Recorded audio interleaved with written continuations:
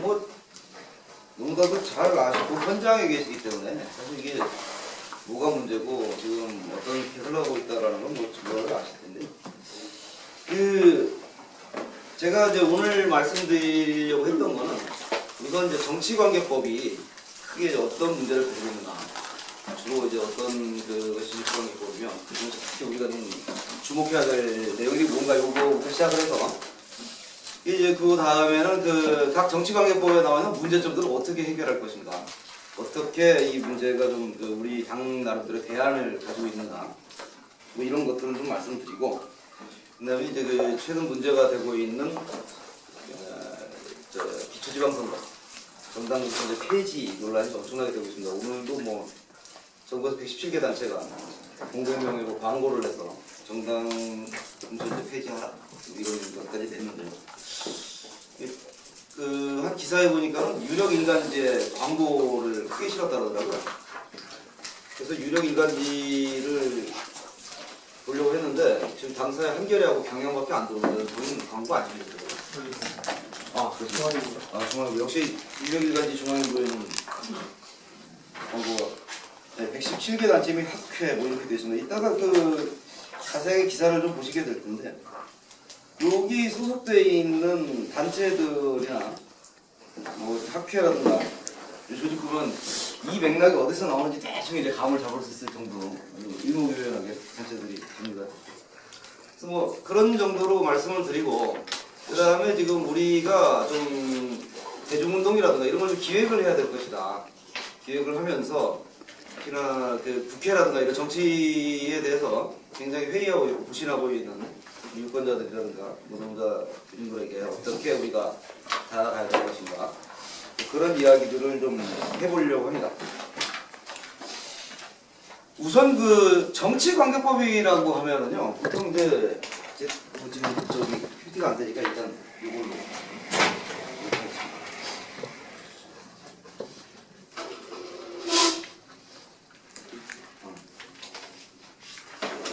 우선 이제 그 정치관계법이라고 하면 우리가 통상적으로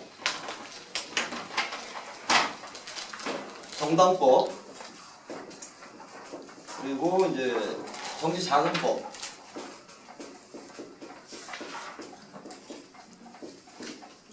공직선거법, 보통 이거를 이제 통상적으로 우리가 정치관계법이라고들 많이 이제 얘기를 하죠. 가장 우리하고 이제 많이 관계가 있고요. 이제 우리하고 지금은 관계가 없습니다만 이제 앞으로 관계가 있게 될 그 내용들이 국회에 관한 건데, 국회법이 있고, 그리고 국회 사무처법이 있습니다. 여기에 또 하나 요새 이제 문제가 되고 있는 것이 국회의원의 수당 등에 관한 법률이라고 있습니다. 이 국회의원 특권하고도 상당히 이제 맞물려 있는 법률이죠. 그리고 또 하나가 뭐냐면 국회의원 그만두고 나서 헌정회라는 게 있는데, 헌정회 육성법이라는 것도 있습니다. 뭐 우리 당이 국회의원을 과거에 가졌을 때는 또 관계가 있을 법이고, 앞으로 이제 가지게 되면 또 관계가 있을 법이죠. 뭐 이렇게 이런 국회에 관한 법들이 있고, 또 지금 우리 당하고 직접적으로 관계가 있는 그 법들이 있습니다. 지방자치에 관한 내용들인데요. 지방자치법이 있겠죠. 주민소환법, 그 다음에 주민투표법, 뭐 등등등이 있습니다. 실제로 정치관계법이라고 할 때는 사실 이것들을 다 끼워서 얘기를 해야 되고요.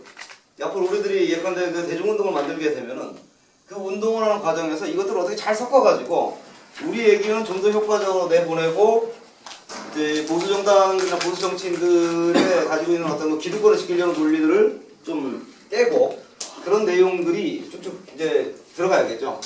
지금 이제 얘기가 되고 있는 것 중에 하나가, 예컨대 이제 국회법 같은 경우에는 국회법하고 이 수당 등에 관한 법률과 헌정의 육성법 같은 경우에는 사실상 국회의원 특권하고 직접적으로 관계가 있습니다. 물론 이제 국회의원 특권은 헌법에 보장되어 있는 그런 내용들이 있죠. 내용들이 있고, 이런 것들에 대해서 이 뒤를 받쳐주는 행정적인 처리를 해주는 법이 이제 국회 사무처법입니다.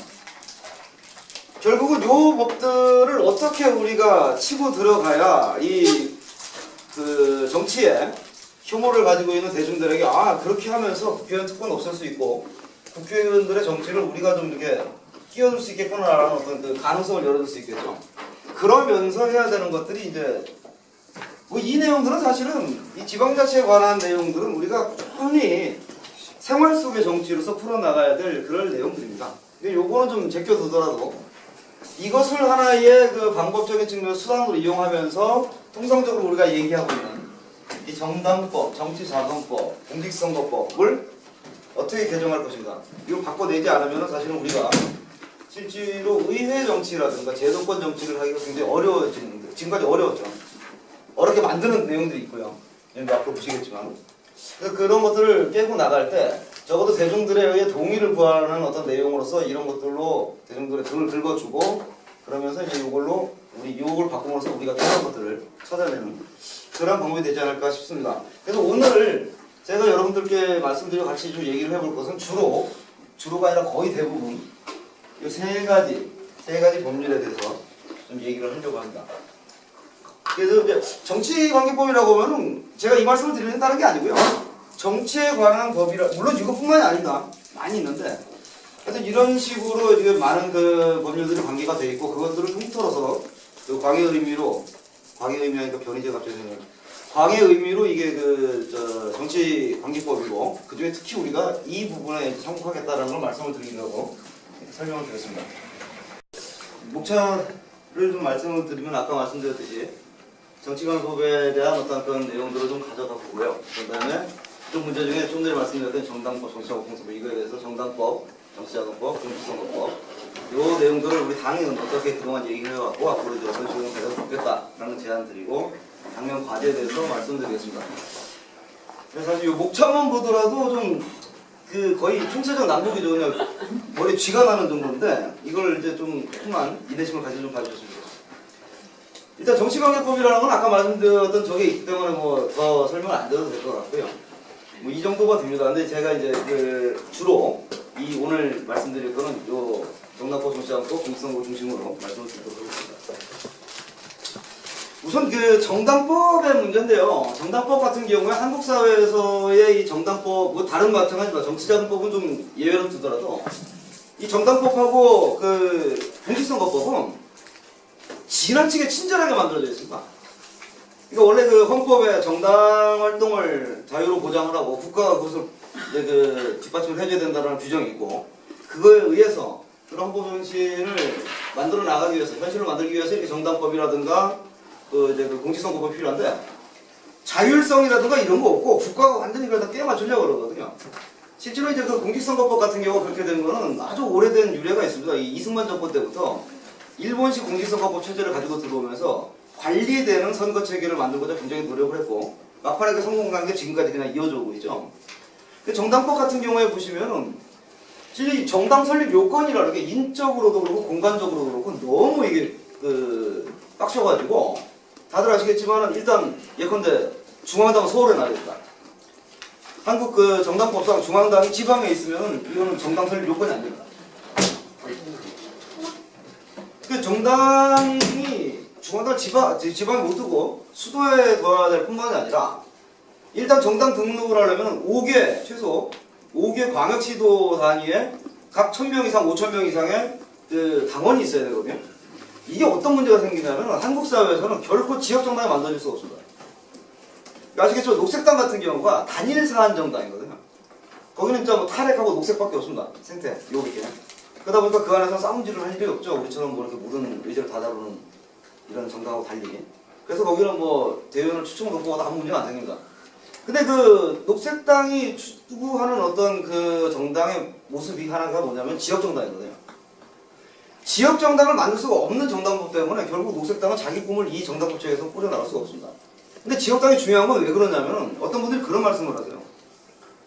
지역당을 만들게 되면 안 그래도 한국은 새누리당은 영당 먹고 민주당은 호남 먹어서 완전 지역 컬거 정당 구조로 돼 있는데 여기 지역당까지 만들면 진짜 뭐 이렇게 전체적인 틀을 보는 게 아니라 지역 정치로만 이게 끝나는 게 아니냐라고 하는데 사실 그거는 일면 타당한 부분도 있지만 오히려 한국처럼 지역을 거점으로 해서 이 활보하고 있는 양 체제를 깨는 데는 각 지역을 근거로 하는 지역 정당이 자기 지역에 맞는 이야기를 해주는 게 더 좋을 수도 있습니다. 그리고 실제로 지역정당 체제가 제대로만 운영이 된다고 한다면 지금처럼 뭐 지방선거에 정당 공천을 하냐 마냐 이런 내용이 나올 필요도 없겠죠. 그러니까 그런 식으로 돼 있어서 실제로 정당 설립하는데 굉장히 지금 뭐 문제가 심각하고 설립 자체가 어렵고요. 그다음에 정당 가입 요건에 따라서 당원이 될 수 있는 요건이 엄청나게 이게 제한이 많습니다. 첫째로 우리가 이제 쉽게 알 수 있는 게 연령이거든요, 연령. 지금 정당법상에는 공직선거법상 선거권이 있는 자가 되는 연령이 돼야 당원이 될 수가 있습니다. 근데 공직선거법의 연령 기준은 민법상 성인 기준이고 19세예요. 그러니까 결국은 정당 당원이 되려면은 19살이 되기 전에는 정당 당원이 될 수가 없습니다. 근데 이게 말이 안 되죠. 지금 대한민국 청소년들이 단도직입 최대 스펙입니다. 지금 이 청소년들만큼 아는 거 많고, 물론 다 주입한 거라는 비판도 있습니다만, 어쨌건 이런 그 청소년들이 자기들이 정치적인 의사를 스스로 가지고 그 의사를 표현할 수 있는 방법을 완전히 원천적으로 막아놓는다는 거. 이게 굉장히 이제 문제죠. 예컨대 그런 게 있습니다. 한국의 교육제도가 뭐 눈 깜짝하면 바뀌고 맨날 그래가지고 따라가기 어렵다고 하는데, 한번 그런 생각을 한번 해봤으면 좋겠어요. 청소년들한테 선거권이 있으면은, 투표권이 있었으면 우리나라 교육체제가 이렇게 엉망진창이 됐을까? 청소년들이 자기의 입장을 스스로 이 정치적인 어떤 그런 걸로 내놓는 방법이 없기 때문에 이런 문제가 생기는데, 예컨대 뭐 투표권 같은 경우에는 일정 정도 연령 제한이 있을 수 있다고 생각합니다. 피선거권 같은 경우도 그렇고. 하지만 정당 당원이 되는 그 과정에서는 사실은 연령 제한이라는 게 필요가 없죠. 그 다음에 당원의 요건으로 외국인은 안 되게 되어 있습니다, 지금. 근데 실제로 외국인들이 한국 사회에 살면서 자기 나름대로 한국에 대한 정치, 자기가 가진 것을 정치적 의사 표현할 수 있는 그런 길이 있어야 되거든요. 여러분들 그 유학가 있는 분들 얘기 들어보시면 혹시 아시겠지만 거기 영주권을 취득하지 않았음에도 불구하고 그쪽에 당원돼 있는 분들 얼마든지 당원 활동할 수 있습니다. 한국 전당법은 그거 안 되죠. 그런데다가 뭐 공무원 안 되죠. 교사 안 되죠. 그 다음에 그 피서권국가 선거권을 제한받는 사람 중에 이제 빵에 있는 사람들 이런 사람들도 안 되고 똑같이 빵에 있지만 예컨대 정치적인 문제 때문에 그 감옥 사는 사람들 같은 경우는 왜 투표를 하면 안 됩니까? 투표할 수 있어야 돼요. 근데 그런 것들 다 이제 그 뭐 막아놓고 있고요. 지역활동 같은 경우에 특히 우리들 굉장히 이제 피해 많이 봤습니다. 2004년도 이후에 이제 지구당 없어졌는데 저 지구당 없어지는 바람에 지금 뭐 민중의 저는 민중의 집은 나름대로 의미가 있다고 생각을 합니다만 사실 지구당이 우리가 활성화되어 있다라면은 뭐 그렇게 또 다른 어떤 그 우회로를 찾는데 드는 노력을 상당히 줄일 수 있겠죠. 근데 이거 없을 때 지금 뭐 잠깐 또 말씀드리겠습니다만 경실련이 지금 그 기초 지방선거 정당부처에 폐지하고 난리였는데 이때 당시에 저 지구당 없애자고 참여연대가 엄청나게 난리쳤거든요. 참여연대 지구당 없애자고 난리쳤었는데 작년에 그 연말쯤 해가지고 정치개혁 관련해가지고 녹색당 그리고 참여연대 그리고 어떻게 그 교수 우리 당 이렇게 했는데 참여연대가 은근히 지구당 부활해야 된다고 얘기를 하더라고요. 그 왜 입장을 바꿨는지 잘 모르겠는데 어쨌건 저거 없어진 다음에 논한 거는 아시다시피 보수 정당 기성 정당들입니다. 그 사람들은 저거 없어도 되거든요. 지역에 국회의원 사무실 있죠. 지역 유지들 사무실 있죠. 그 지역 유지들 사무실이라는 거 동네 사람 다 합니다. 그러니까 굳이 지구당 뭐 이렇게 없더라도 그 사람들한테는 피해가 없는데 우리는 지구당 간판이라도 걸어놓고 거기서 당사업을 할 수 있다라고 표현을 할 수 있고 그게 보장이 돼야 활동을 할 수 있는데 이게 안 된다는 거죠. 뭐 지난번에 당했습니다만 2% 안 되니까 정당 등록 취소되거든요.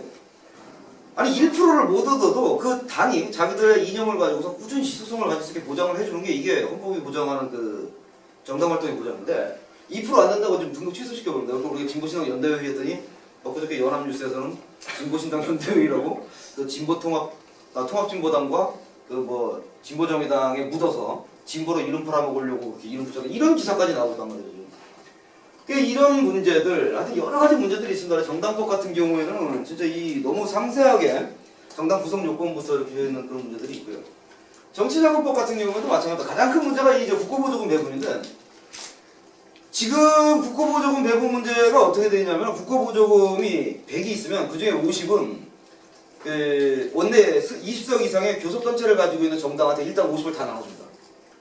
그 나머지 50을 가지고서 그 직접 선거에서 뭐 100분의 5 이상, 그러니까 5석 이상 얻은 정당한테 일단 5%씩 주고 그 미만인 그 정당에 대해서는 뭐 의석이 있게 되는 걸 전제하에 뭐 100분의 2 이런 식으로 나눠주죠. 그리고 그러고도 남는 돈이 있으면 그 돈 중에 50%는 의석이 있는 수에 의석 머릿수대로 또 배분을 하고 그리고 남는 돈은 그 득표율대로 또 다시 배분한다. 근데 여기서 이제 결정적인 함정이 뭐냐면 의석이 없으면 아무도 못 받는다는 거예요. 의석이 없으면은 이게 재밌는 게 그 중앙선거관리위원회에서 요거를 갖다가 2008년도하고 2010년도인가 그때 그 이제 지침을 내렸어요. 지침을 내렸는데 말이 달라진다. 왜 말이 달라지냐면은 제가 지금 정확하게 그 조문을 좀 기억을 못 하겠는데 거기 조문에 보면은 그 득표 비율에 따라 배분한다고 했는데 의석 기준이라는 게 전제되어 있질 않아요. 그러다 보니까 중앙선거관리위원회도 이게 의석이 있는데도 그렇게 해줘야 되는지 없는데도 그렇게 해줘야 되는지 있는 데만 그렇게 해야 되는데 지들도 헷갈린 건다. 그래서 얼마 전에 전화를 했더니만 그거는 의석이 있을 때 그렇게 해준다라고 얘기를 하더라고요. 그리고 이제 정당 후원금 모집이라든가 이 정치인 후원제도의 문제인데 지금 중앙당 같은 게 기타금 같은 거 주는데 기타금 배분 형식이 국고보조금 배분 형식하고 똑같습니다. 그러니까 저는 진보신당한테 돈을 주고 싶어요. 돈을 주고 싶지만 이걸 기타금으로 줘야 되거든요. 그러면 이거 어떻게 되냐면 저기도 하고 여기도 하고 비율대로 나갑니다. 국고보조금 비율대로. 이런 문제도 바꿔야 되고 그리고 정치자금 사용 내역이 진짜 단순하게 그냥 아주 짧은 시간에 인터넷 공개되거나 뭐 이런 식으로 공개만 돼서 그 당이 어떻게 운영되고 있는지 이런 것도 제대로 정치자금법상으로는 바꾸기 좀 어렵습니다. 근데다가 이제 가장 큰 문제가 이거죠. 우리들한테 좀 사활이 걸린 문제들. 일단 공직선거법이라는 구조를 이렇게 보게 되면 340개가 넘는 그 이제 조문으로 되어 있는데 너무 복잡합니다. 그 자료집 보시면 아시겠지만 이거 너무 복잡해요. 솔직히 말씀드리면 제가 그래도 이거 법학 쪽으로 이렇게 좀 일정하게 좀 가방끈 좀 늘려가지고 그걸로 좀 먹고 사는 입장인데도 문제가 생기면은 대충 선관위 연락해보세요. 이게 가장 표준적인 답입니다. 이게. 근데 선거 많이 뛰었던 국회의원들 역시도 잘 몰라요. 아주 뭐 뛰어난 사무장들 같은 경우에도 이거 하다가 실수하기 다반사고 근데 그것만이 문제가 아니라 중앙선관위하고 지역선관위조차도 이게 달라집니다. 지역선관위도 헷갈리면 중앙선관위도 문의한다는 답을 줘요. 그리고 이게 또 사람마다 달라진다. 어떤 놈이 선거에 나오느냐에 따라 중앙선관위 방침도 달라지는데 여러분들이 기억하시겠지만 작년 4월 총선 때 그 선거 동료 그 현수막을 걸면서 거기 우리 뭐 비례 후보라든가 이런 이름도 못 내고 사진도 못 걸고 그래가지고 그냥 진보신당 이름만 걸어놓고 선거 동료 현수막 다 걸었어요. 걸고 나서 하루가 바로 지난 다음에 한나라당 박근혜 얼굴 찍혀있는 선거 동료 현수막이 붙었습니다. 중앙선관위에다 항의를 했죠. 아니 이거 하지 말라고 했는데 왜 그러니까 얼굴 붙는 건 괜찮습니다. 이게 완전 사람마다 달라지고 그 지들도 해석하기가 어려운 거예요 지금 이게. 그런데다가 현직한테 너무 유리하게 돼 있습니다 지금 이 자체가. 그리고 현직들이 공공연하게 선택과 집중을 할 수 있게 선거법이 됐어요. 예컨대 주례금지 같은 경우에 보면은 현직이 없는 사람들은 주례라도 서면서 사람들 얼굴을 알려야 되는데 그거 못하게 됐습니다. 현직을 할 수 있냐? 현직도 못해요. 근데 이게 어떻게 현직한테 유리하냐면은 누군가 현직한테 전화해서 우리 애가 이번에 결혼을 하는데 주례 좀 써주세요. 그 공직선거법 위반 때문에 안 됩니다. 잘라내버리거든요. 근데 안 잘라낼 수 있는 사람 같은 게 그거 말고 다른 방법으로 가서 얼마든지 해줄 수 있습니다. 그럼 자기 얼굴 알리고. 그런데다가 후원금 모집하는 거, 그런 다음에 평상시에 그 의정활동 보고서 내는 거, 이런 것들. 현직한테 너무 유리하게 되죠. 이게 다 보장되어 있는데, 이 현직이 아닌 사람들이 하기에는 굉장히 까다로운 체계로 되어 있고요. 그런데다가 더 재밌는 거는 이겁니다. 이 우리 공직선거법 보시면 아시겠지만, 그 기한 제한이 너무 많아요. 선거 일정 180일 전, 뭐 선거 60일 전, 뭐 선거 며칠 전, 6일 전부터는 여러 공부 못하고, 그 6일 후에는 여러 공부 못하고, 등등등. 근데 한번 생각을 해보세요. 선거 시기라는 거는 정치 활동이 가장 고조되는 시기입니다. 근데 오히려 평상시보다 정치 활동 못하게 해요, 선거 운동 기간에. 이런 법률이 어디라는 거죠, 이게. 굉장히 문제로 지적을 많이 받으면서도 고쳐지지 않고 있는 거고요. 투표의 자유를 현저하게 억압하는 투표 방식이라고 하는데 이게 이제 지금 보면은 투표 시간도 굉장히 짧죠. 보궐은 8시까지인데 보궐 위한 아닌 경우는 6시까지밖에 안 합니다. 또 이렇게 노동자들이 투표할 수 있게 이게 해줘야 되는데 그런 것도 없어요. 투표일이 실질적으로 투표일을 어겼다고 해가지고 사주들이 투표 못하겠다고 처벌하고 그런 것도 없습니다. 실질적으로. 뭐 등등등 해서 투표율을 올릴 수 있는 방안들이 그동안 누차 제기가 됐는데도 지금까지 바꾸지 않고 있습니다. 이거 이제 조금 이따 다시 한번 말씀드릴 기회가 있겠고요.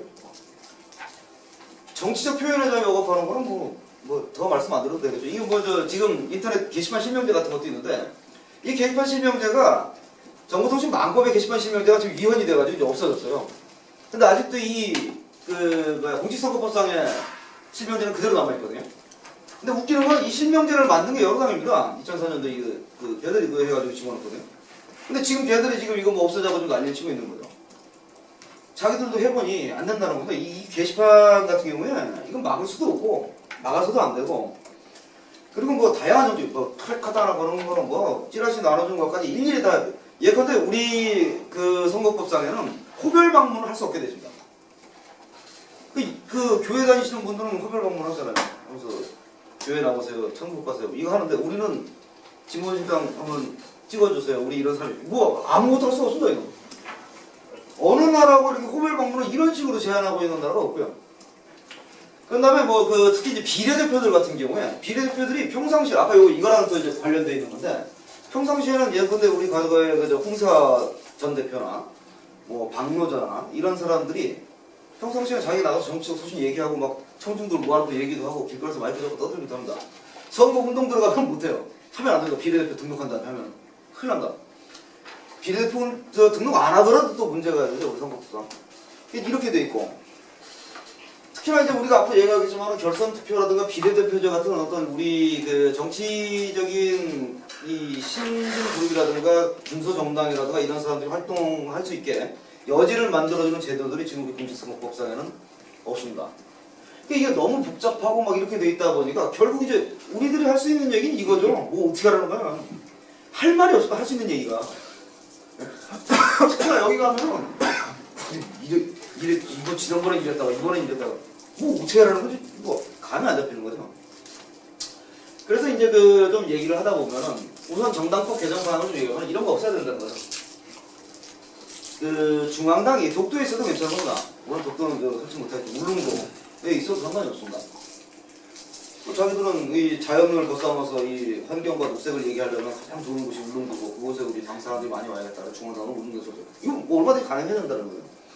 시도당 설치 의무 규정 뭐 이런 거. 예컨대 인원수 같은 경우에 굳이 인원수 제한을 줄 필요가 없습니다. 정치 조직이라는 것이. 근데 너무 뭐 난립하는 게 뭐 우려가 된다면 막 100명 정도 뭐 한 만들어 놓고 뭐 시도당에 광역단위 5개단 이런 거 할 필요 없고 지역정당 같은 경우는 그냥 부산 전역에 뭐 부산광역시에 100명 정도는 부산 쪽 지역당 만들고 이게 가능해야 된다는 겁니다. 근데 지금 뭐 안 되고 있으니까 이거 바뀌어야 된다는 것이고 말씀드렸듯이 시도당 당원수 이런 것도 이제 정확하게 바꿔야 되겠죠. 그 다음에 굳이 이제 지구당을 부활시켜야 되느냐는 문제는 이제 그건 좀 검토를 해봐야겠습니다만은 정당의 이 골반 조직들을 정당이 자율적으로 조직하고 운영할 수 있게 바꿔줘야 된다는 거예요. 지금 당협 체제로 되어 있으면 당협이 사실 할 수 있는 게 없습니다. 그러다 보니까 또 이제 민중의 집이라든가 뭐 이런 거점 얘기가 나오게 되는 거고 그렇다고 거점이 그러면 본격적으로 거점 만들어 놓으면 당 활동을 할 수 있느냐. 당 정치 활동과 거점 활동은 또 성격이 많이 다르거든요. 그럼 어떻게 해야 되느냐 했을 때 실제 골반 조직을 가동할 수 있는 지역의 말단 조직을 정당이 자율적으로 만들고 운영할 수 있도록 보장을 해줘야 된다는 거죠. 그다음에 이런 거 이제 공직선거 2% 미만 득표 정도가 아까 말씀드렸던 1%를 얻으면 어떻고 뭐 0.5% 얻으면 어떻습니까?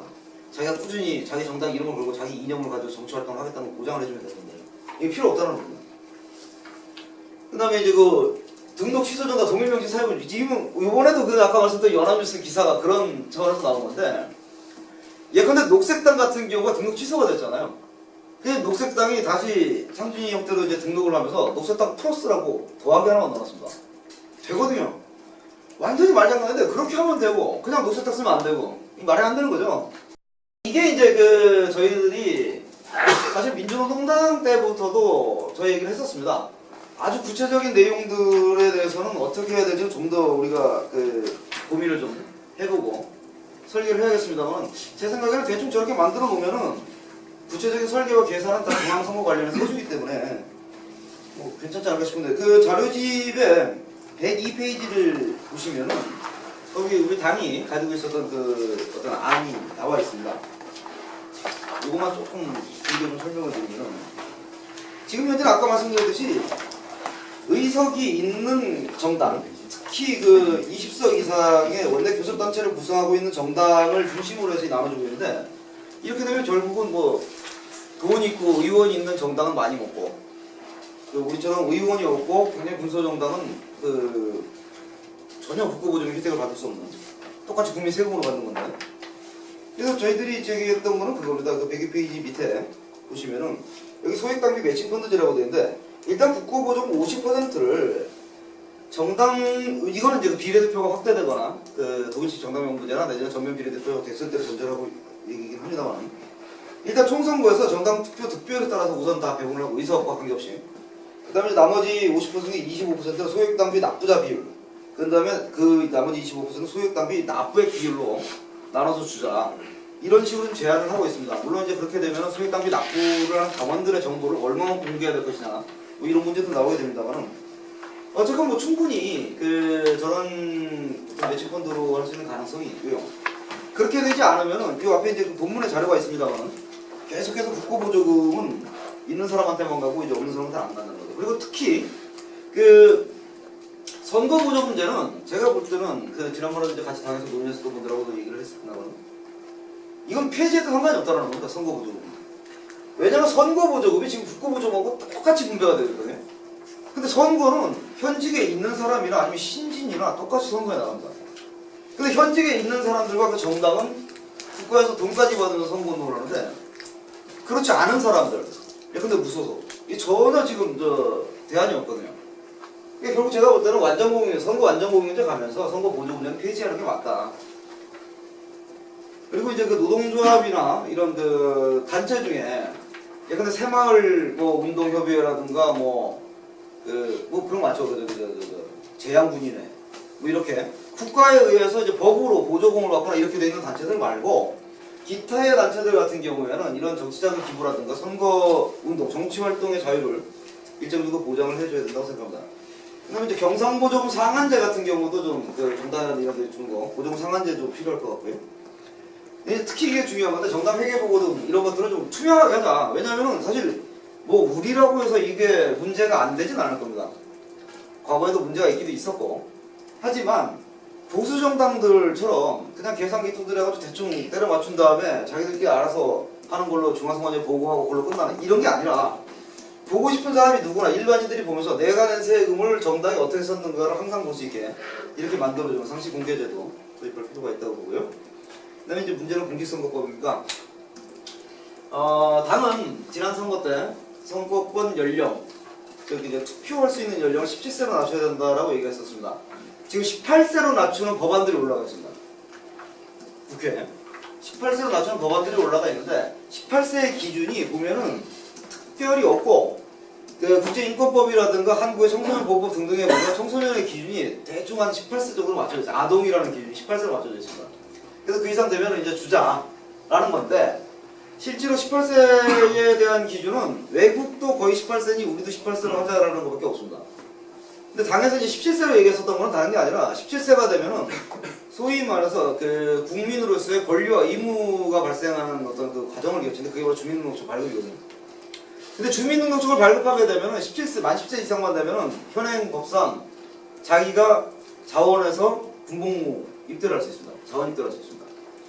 근데 그건 결국 이제 국가의 그 국토박이 의무를 수행하는 거잖아요. 근데 그거 이후에 17세에 대해서 국민으로서의 어떤 시민권으로서의 권리를 주느냐면 그런 게 없거든요. 그러니까 우리가 항상 의무가 있으면 권리가 있어야 되는데, 의무만 있고 권리가 없는 체계는 맞지 않는다. 뭐 그런 기준으로 해서 17세라고 얘기를 한 바가 있습니다. 물론 그보다 더 하향하자라는 논의도 있었고요. 그 다음에 이제 사전투표제라든가 통합임명부 같은 경우에 좀 하고, 뭐 이렇게 선거 시간도 좀 늘리고, 투표 당일날을 의무 공유를 하자, 뭐 이런 등등등 얘기가 있습니다. 근데 이거 재밌는 게, 며칠 전에 그 중앙선거관리위원회에서 정치관계법 개정에 대한 안을 만들었습니다. 만들어서 이제 국무회의에 올리고, 그걸 이제 법안으로 만들겠다고 했는데, 그 내용에 이 내용들이 지금 들어가 있습니다. 그래서 중앙선거관리위원회도 사실 이런 부분에 대해서는 좀 상당히 좀 고민이 많이 있는 상황이고요. 또 이것도 역시 마찬가지입니다. 그 선거운동 보장하는데 보면은 그 내용들이 뭐 여론 공표라든가 또는 그 언론사에서 등수 매기는 거 있지 않습니까? 그 공약사항들 그거 이제 다 공개하게 해주자. 뭐 등등. 비례대표 좀 이렇게 물론 실내에서지만 실내에서 이렇게 집회라든가 정치 토론을 할 수 있도록 보장해주자. 뭐 이런 내용들이 쭉 들어가 있습니다. 그다음에 그 선거 운동 기간인데요. 이게 굉장히 말이 많은데 그 지금까지 그 기성 정치 운동 정치 그 집단에서는 이거 굉장히 좀 부담스러워하더라고요. 선거 운동 기간을 그냥 풀어놔주면 선거 운동 기간이라는 이유로 너무 그 돈도 많이 쓰고 사람 많이 쓰고 이제 인력의 낭비가 있고 뭐 돈의 낭비가 있고 다. 그래서 이건 좀 둬야 되는 게 아니냐라고 얘기를 하는데 글쎄 뭐 일정 부분 어떤 부분에서는 더도 둘 필요가 있는 것이 없지 않아 있겠죠. 있긴 있을 텐데 지금처럼 정치 운동이 가장 고조되어야 되는 시기인 선거 운동 기간에 오히려 평상시보다 정치 활동 못하게 하는 체제를 좀 바꿔야 된다는 겁니다.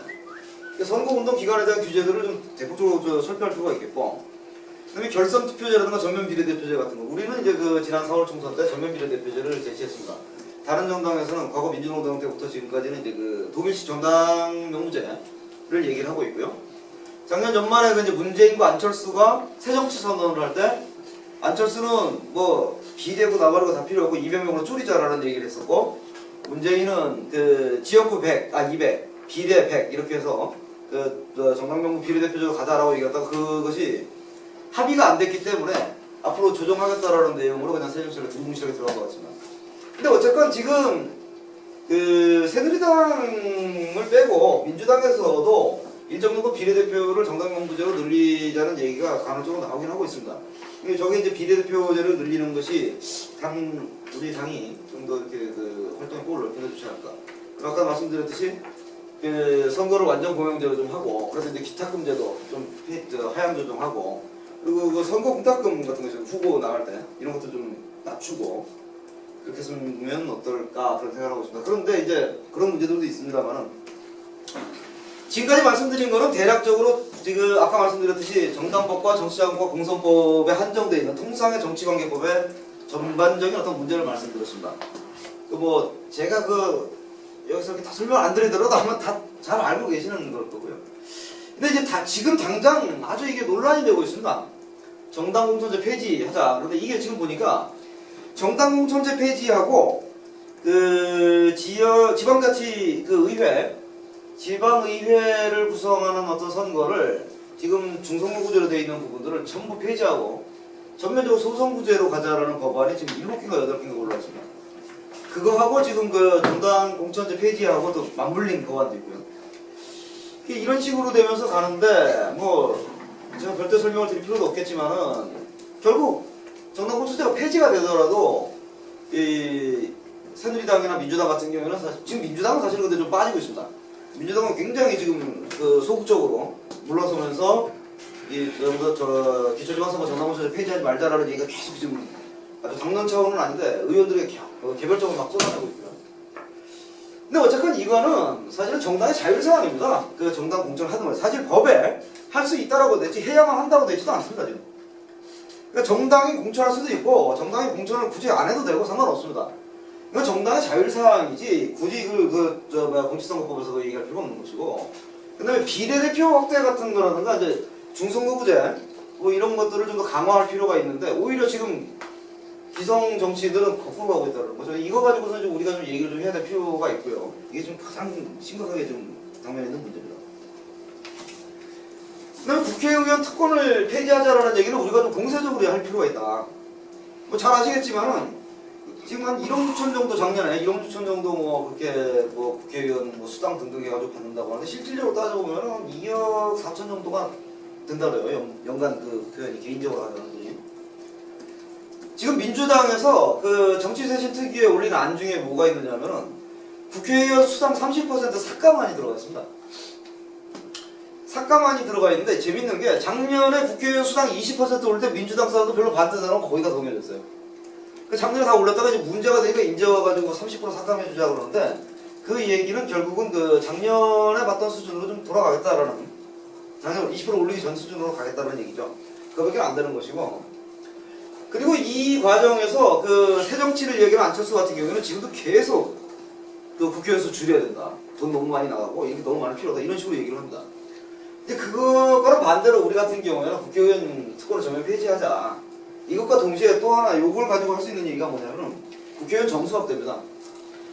특히 그 독일식 정당명부제를 도입하자는 쪽에서 나오는 안이기도 한데요.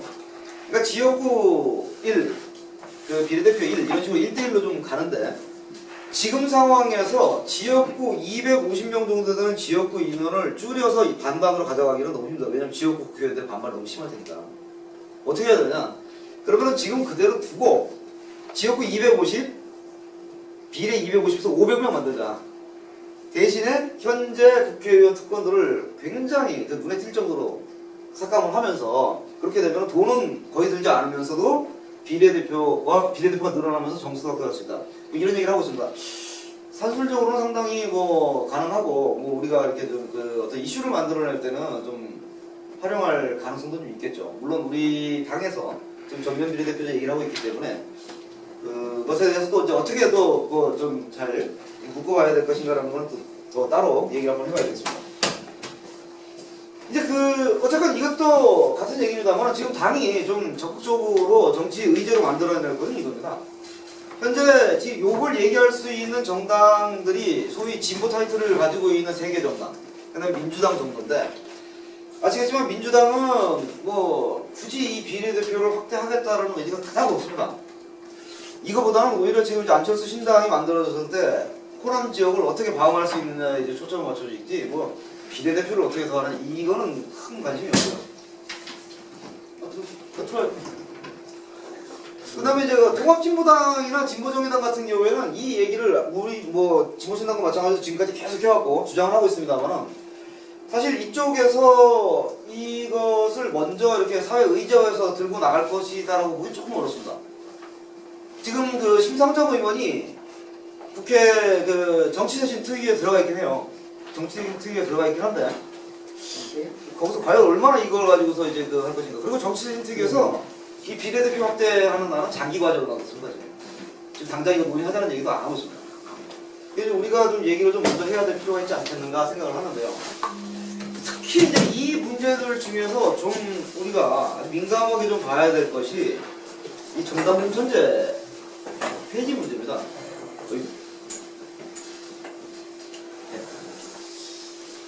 지금 크게 4개 법안이 올라와 있는데요. 맨 먼저 이 법안을 낸 사람이 이재호 의원입니다. 새누리당의 이재호 의원. 누구보다도 먼저 작년에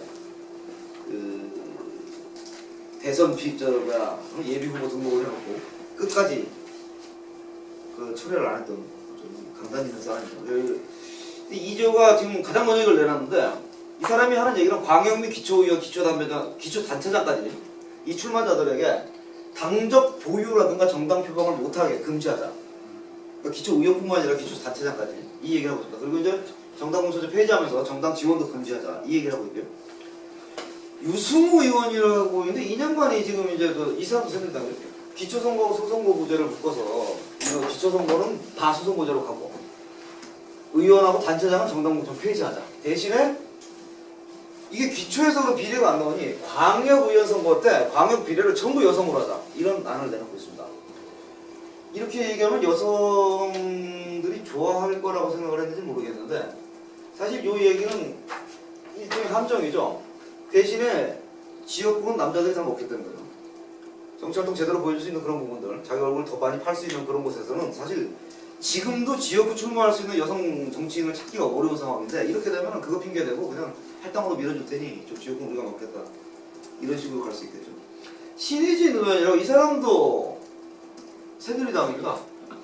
근데 이분 법안은 좀 애매한 게 기초에 정당 공천 폐지하자면서 기초의원 비례대표는 그냥 둬요. 이거 뭐 어떻게 하자는 건지 저는 잘 모르겠어요.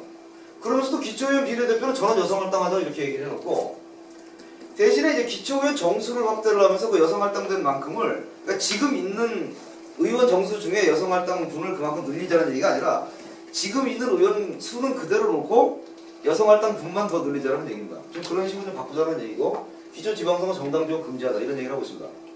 이제 마지막 법안 낸 사람이 황종훈이라는 의원이 이제 민주당입니다. 이분은 기가 찹니다. 여성 명부 기초의원 제도를 아예 도입을 하자 얘기를 하는데 여기까지는 뭐 아까 뭐 비슷한 거 내용이 나왔지만 기초의원 및 기초단체장 출마자는 180일 전에 당적을 포기해라. 그러니까 정당 정치 하지 말라는 얘기죠 지금 이 사람들. 뭐 정당도 표방하지 말고 정당 지원도 하지 마. 아예 기초 쪽에는 당의 이 빛깔을 싹 지우겠다는 얘기입니다.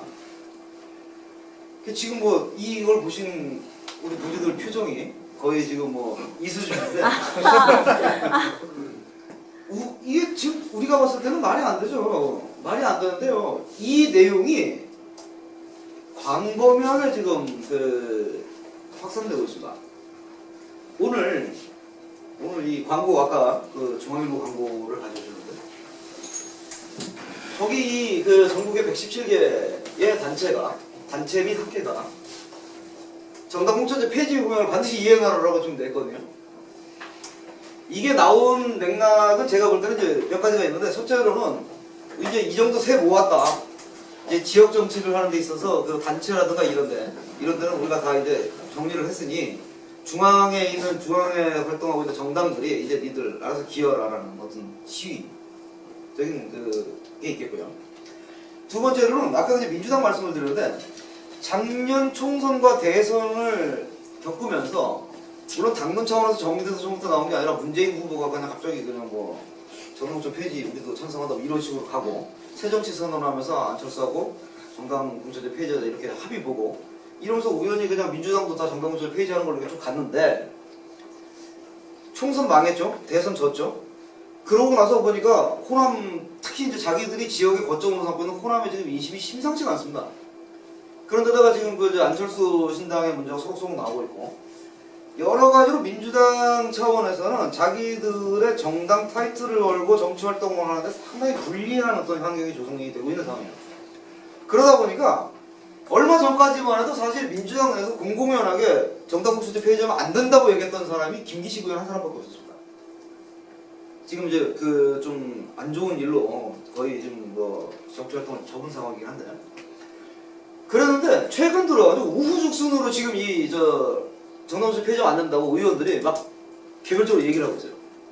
왜냐면 예컨대 지금 비례로 나온 의원들 같은 경우에 다음번에 자기 지역에서 나오고 지역에서 나오려면 지역의 유지들을 잡고 거기서 뭐 지역 거점으로 활동하는 기초 의원들이라든지 이런 사람들하고 관계를 맺어야 되는데 자기들이 지역에 나오면서 그런 사람들한테 행사할 수 있는 힘이 없어지는 거예요. 왜냐하면 우리처럼 당원들이 우리 후보를 뽑는 게 아니라 말 그대로 여기는 공천입니다.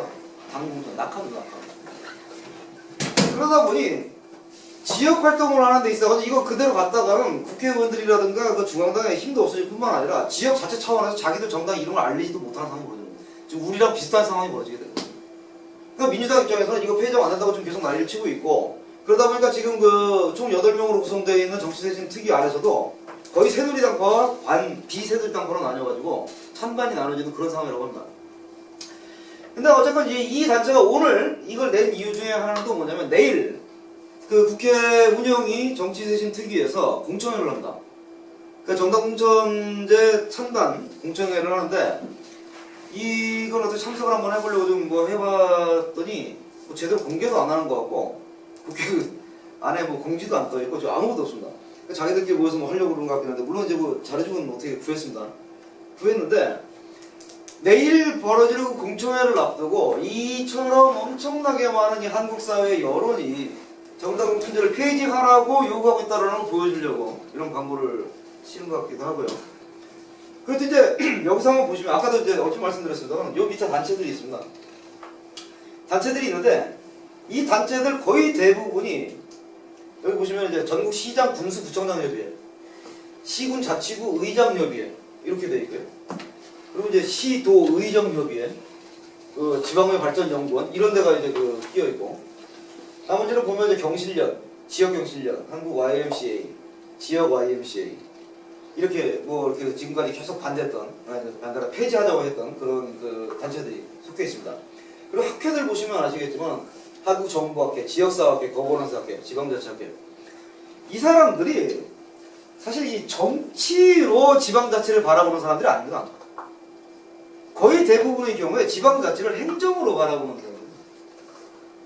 근데 우리가 왜 풀뿌리 민주주의라고 얘기를 하느냐 하면 바로 그 지역 단위에서부터의 정치적 활동이 그 지역의 여론을 수렴하고 지역의 정치적 의제를 만들어내고 그리고 그것을 실제로 시행을 함으로써 지역 주민들이 스스로 참여하고 스스로 결과물을 향유할 수 있도록 하기 위한 어떤 그런 학교로서의 풀뿌리 민주주의를 얘기하거든요.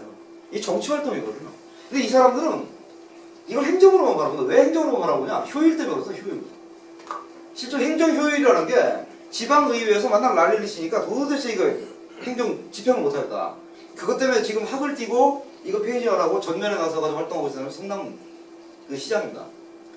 성남시장이 이거 폐지하자고 자기 그 시정 활동은 하는지 모르겠어요. 이거 사업한다고.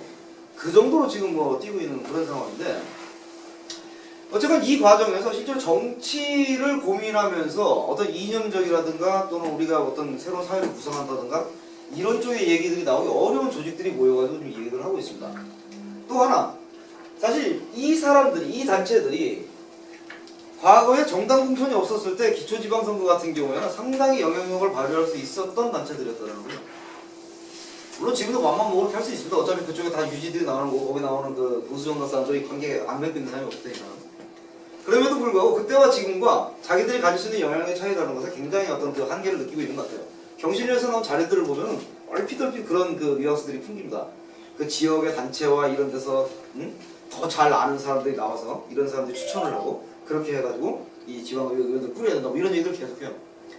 결국 이제 그 내용들을 보면은 실제로 우리가 생각하는 정치와 이 정당공천 폐지를 얘기하는 사람들이 생각하는 정치랑은 정확히 어떤 좀 그 흐름의 차이가 있지 않는가 생각이 들고, 다만 저는 좀 이해가 좀 안 되는 단체가 이런 단체입니다. 공무원노동, 금융산업노동조합, 뭐 노조협의회, 저쪽에서 왜 여기 끼었는지 잘 모르겠어요.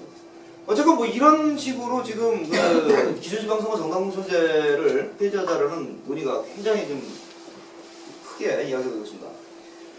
당적 차원에서 제가 이거를 굳이 이렇게 좀 시간을 할애해서 말씀드리는 이유는 실제로 정당공천제도 정당공천제지만 이것과 결부돼가지고 좀 소선거구제로 다 바꾸자라는 얘기, 그 얘기는 결국 지역을 최대한 잘게 분할을 해서 먹는 놈들끼리 다 먹자라는 얘기죠.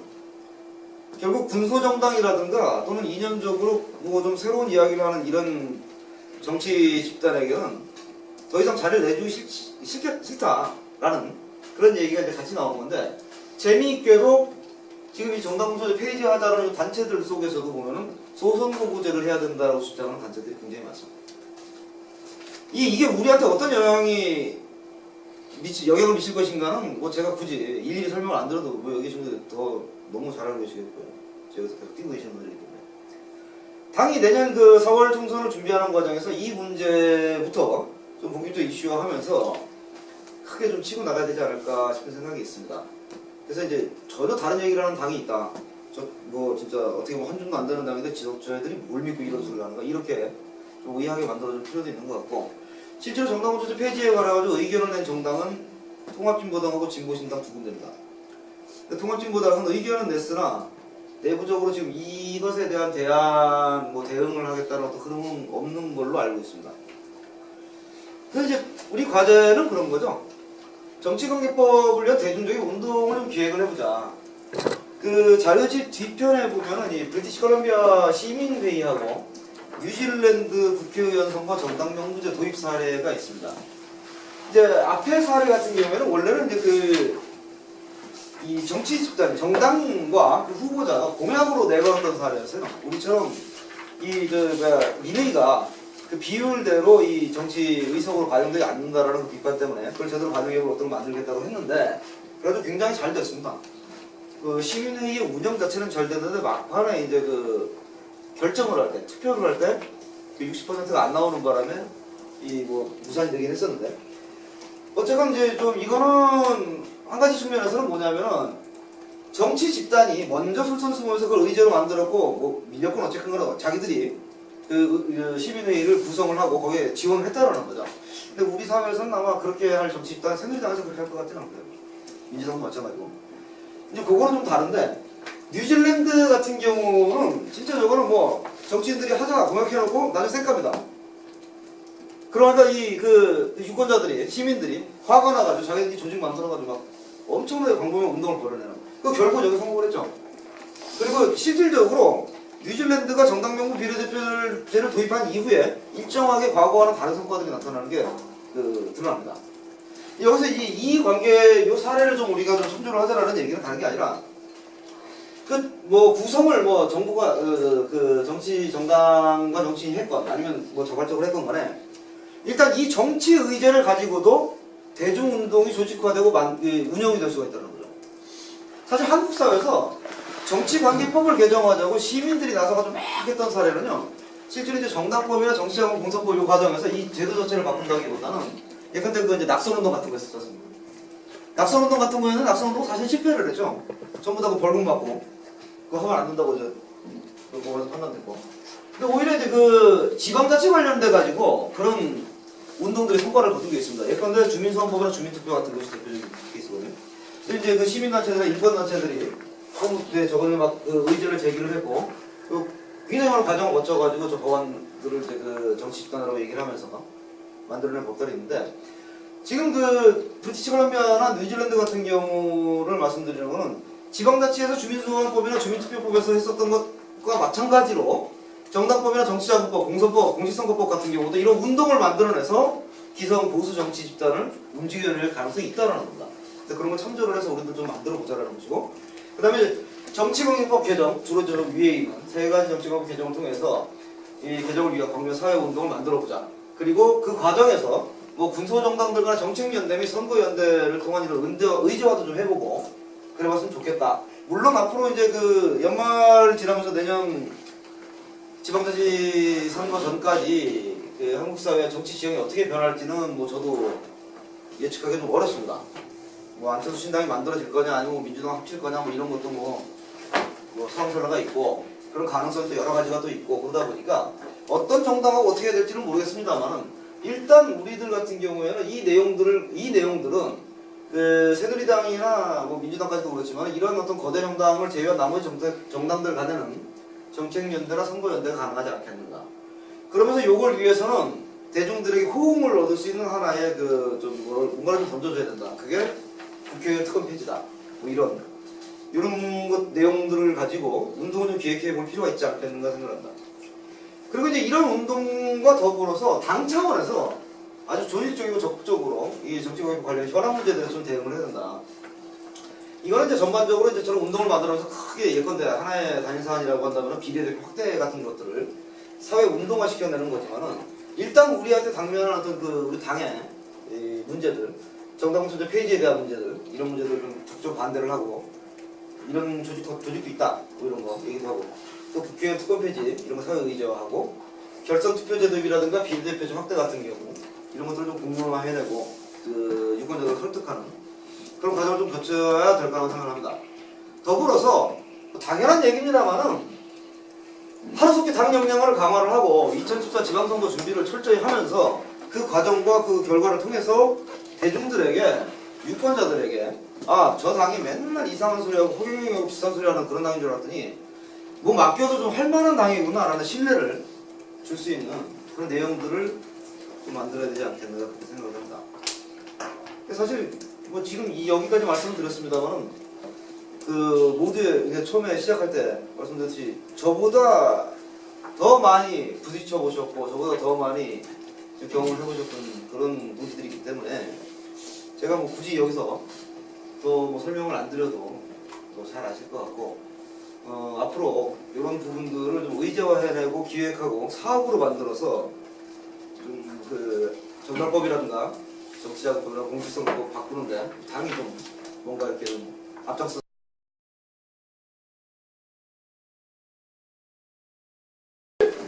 의견을 좀 말해볼게요. 네, 의견. 아니, 국회의원 정수 축소에 관한 의견인데요. 그 300명에서 200명으로 줄이자, 네. 100명 줄이자. 거기는 어떤 현실적인 근거들이 있는 것 같아요. 네. 살아오면서 실제로 내가 여러 번 그 의원 투표도 하고 했지만 실제로 의원과 내가 직접적인 어떤 연관을 맺는 경험을 한 적이 없어요. 근데 나만 그런 게 아니라 대부분의 사람은 그렇고 여태까지 국회에서 이루는 여러 가지 결정들이 뭐 의원수 100명이든 50명이든 그 당의 당론, 특히나 상김씨들이 저기 운영을 했을 때는 그 뭐 50명이든 100명이든 200명이든 상관이 없다라는 그런 게 실질적인 대중들의 삶에서 네.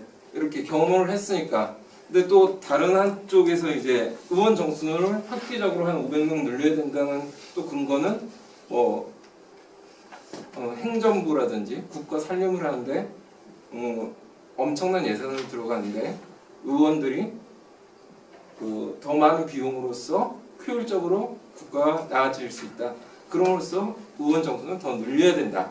이런 구체적인 근거를 제시하고 이 양극단에 그러니까 의원 수를 200으로 줄이자 500으로 줄이자. 그래서 일반 대중들한테는 뭐 그게 크게 다가오지 않는 남의 이야기처럼 이렇게 느껴지는 부분이 있다 생각이 듭니다. 맞아. 뭐 친가요? 맞습니다. 아니 뭐 별도의 제가 뭐 덧붙일 거 없이 워낙에 정리를 해주셔서 물론 이제 그 점수를 늘려야 된다는 근거는 뭐 이제 잘해줘야 돼 있으니까 그게 이제 그런 거죠. 저기 그 여기서 말하는 일반 대중들 소위 말하는 거의 대부분의 유권자들 같은 경우에는 투표함에 이 표를 집어넣은 다음에는 사실은 누가 우리 지역구 국회의원인지조차도 잘 모르죠. 그리고 더 좀 세분화해 보면은 우리 여기 나경철 동지 계시지만 관악구 주민들 중에 우리 나경철 동지가 관악구의 구의원이라는 사실을 몇 명이나 알고 있을 것인가. 근데 이게 재밌는 게 뭐냐면은 그럼에도 불구하고 우리는 계속해서 만나러 갈 수밖에 없다라는 겁니다. 왜냐면 우리가 가지고 있는 정치의 이념과 지형이라는 게 그렇기 때문에 보수 정당의 정치인들처럼 그냥 찍어주면은 자기들이 거기 가서 자기 기득권을 유지하는 그런 것이 아니라 우리는 뭔가를 하려고 지금 우리가 가지고 있는 그 의지가 있기 때문에 이 제도권 정치에 대해서 우리가 계속 그 노크를 하는 거지 않습니까? 근데 그들과 다른 어떤 행동을 하려면 그들은 찾아오길 바라지만 우리는 찾아가야 되는 거죠. 여기서 좀 달라질 수가 있겠죠. 그러니까 의원들이 스스로 많이 찾아가는 어떤 그런 의원들이 많아지면 많아질수록 지금의 형태하고는 좀 달라질 거라고 생각합니다. 근데 지금의 형태는 의원들이 안 가도 되는 그런 형태가 되는 것이고 안 가도 되는 결정적인 이유가 의원실에 앉아있으면 사실은 지금 말씀하셨던 그런 어떤 민중이라든가 대중이 돈 있거나 힘 있는 이런 사람들은 거의 아닐 거다라는 얘기죠. 왜냐면 이분들은 국회에 들어가기조차 어렵습니다. 근데 돈 있고 힘 있는 사람들은 이 의원들을 계속 만난다는 거죠. 그러면서 법은 그 사람들한테 유리하게 나오고 항상 제도는 그 사람들을 위해서 들어가고 이런 시스템을 바꾸기 위해서는 어떻게 해야 되나 했을 때 국회의원을 줄이면은 그럼 이 잘못된 어떤 관행이라든가 우리가 지금 제가 말씀드렸던 이런 문제들이 해소될 수 있을 것인가. 근데 아무리 생각을 해봐도 줄여가지고는 될 일이 아니다라는 거죠. 오히려 지금과 같은 보수 정치인들이 아닌 더 많고 새로운 사람들이 많이 들어가서 뭐 거들먹거리고 앉아가지고 돈 있고 그런 사람들이 찾아와가지고 뭐 만나는 그리고 다른 사람 안 만나고 있다가 투표 때 선거 때만 되면 가서 그냥 뭐 시장 돌아다니면서 서민 코스프레하고 뭐 이런 그런 사람들이 아닌 사람들이 더 많아지게 될 경우는 어떻게 될 것이냐는 생각을 안 해볼 수가 없다는 거예요. 그래서 이제 극단과 극단이 가지고 있는 각각의 논리는 분명히 있는데 그 논리가 있음에도 불구하고 우리가 생각하고 있는 어떤 그 이념과 활동의 어떤 전망이라든가 이런 것들을 추구하기 위해서는 줄어드는 것이 좋으냐 늘어나는 것이 좋으냐라는 부분은 분명히 판단을 해야 될 지점이고요. 판단을 해봤더니 늘어나는 게 맞다라는 판단이 있는 거죠. 네, 그래서 이제 저희 그 당에서는 그런 얘기를 했던 것이고 지금 말씀하셨던 것 같은 경우에는 실제로 이제 양측이 가지고 있는 의견이라든가 문제점에 대해서는 뭐 너무 정리를 잘해주셨기 때문에 제가 뭐 덧붙이 뭐 맞습니다라는 말 이런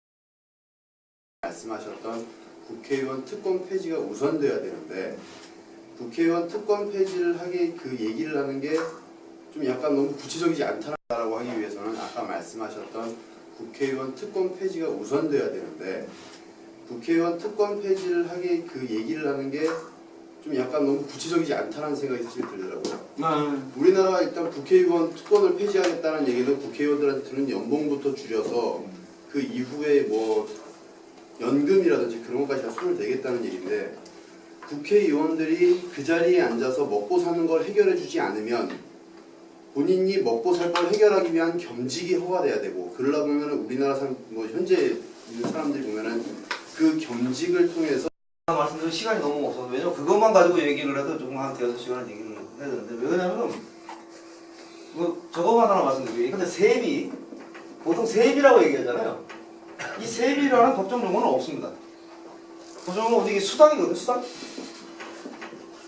수당인데 이 수당은 국회의원 수당 등에 관한 법률이라고 따로 법률이 있어요. 우리나라는 국회의원 수당은 법정입니다. 법에 정해진 대로 주게 돼 있어요. 근데 지금 법에 정해진 대로 안 주고 있습니다.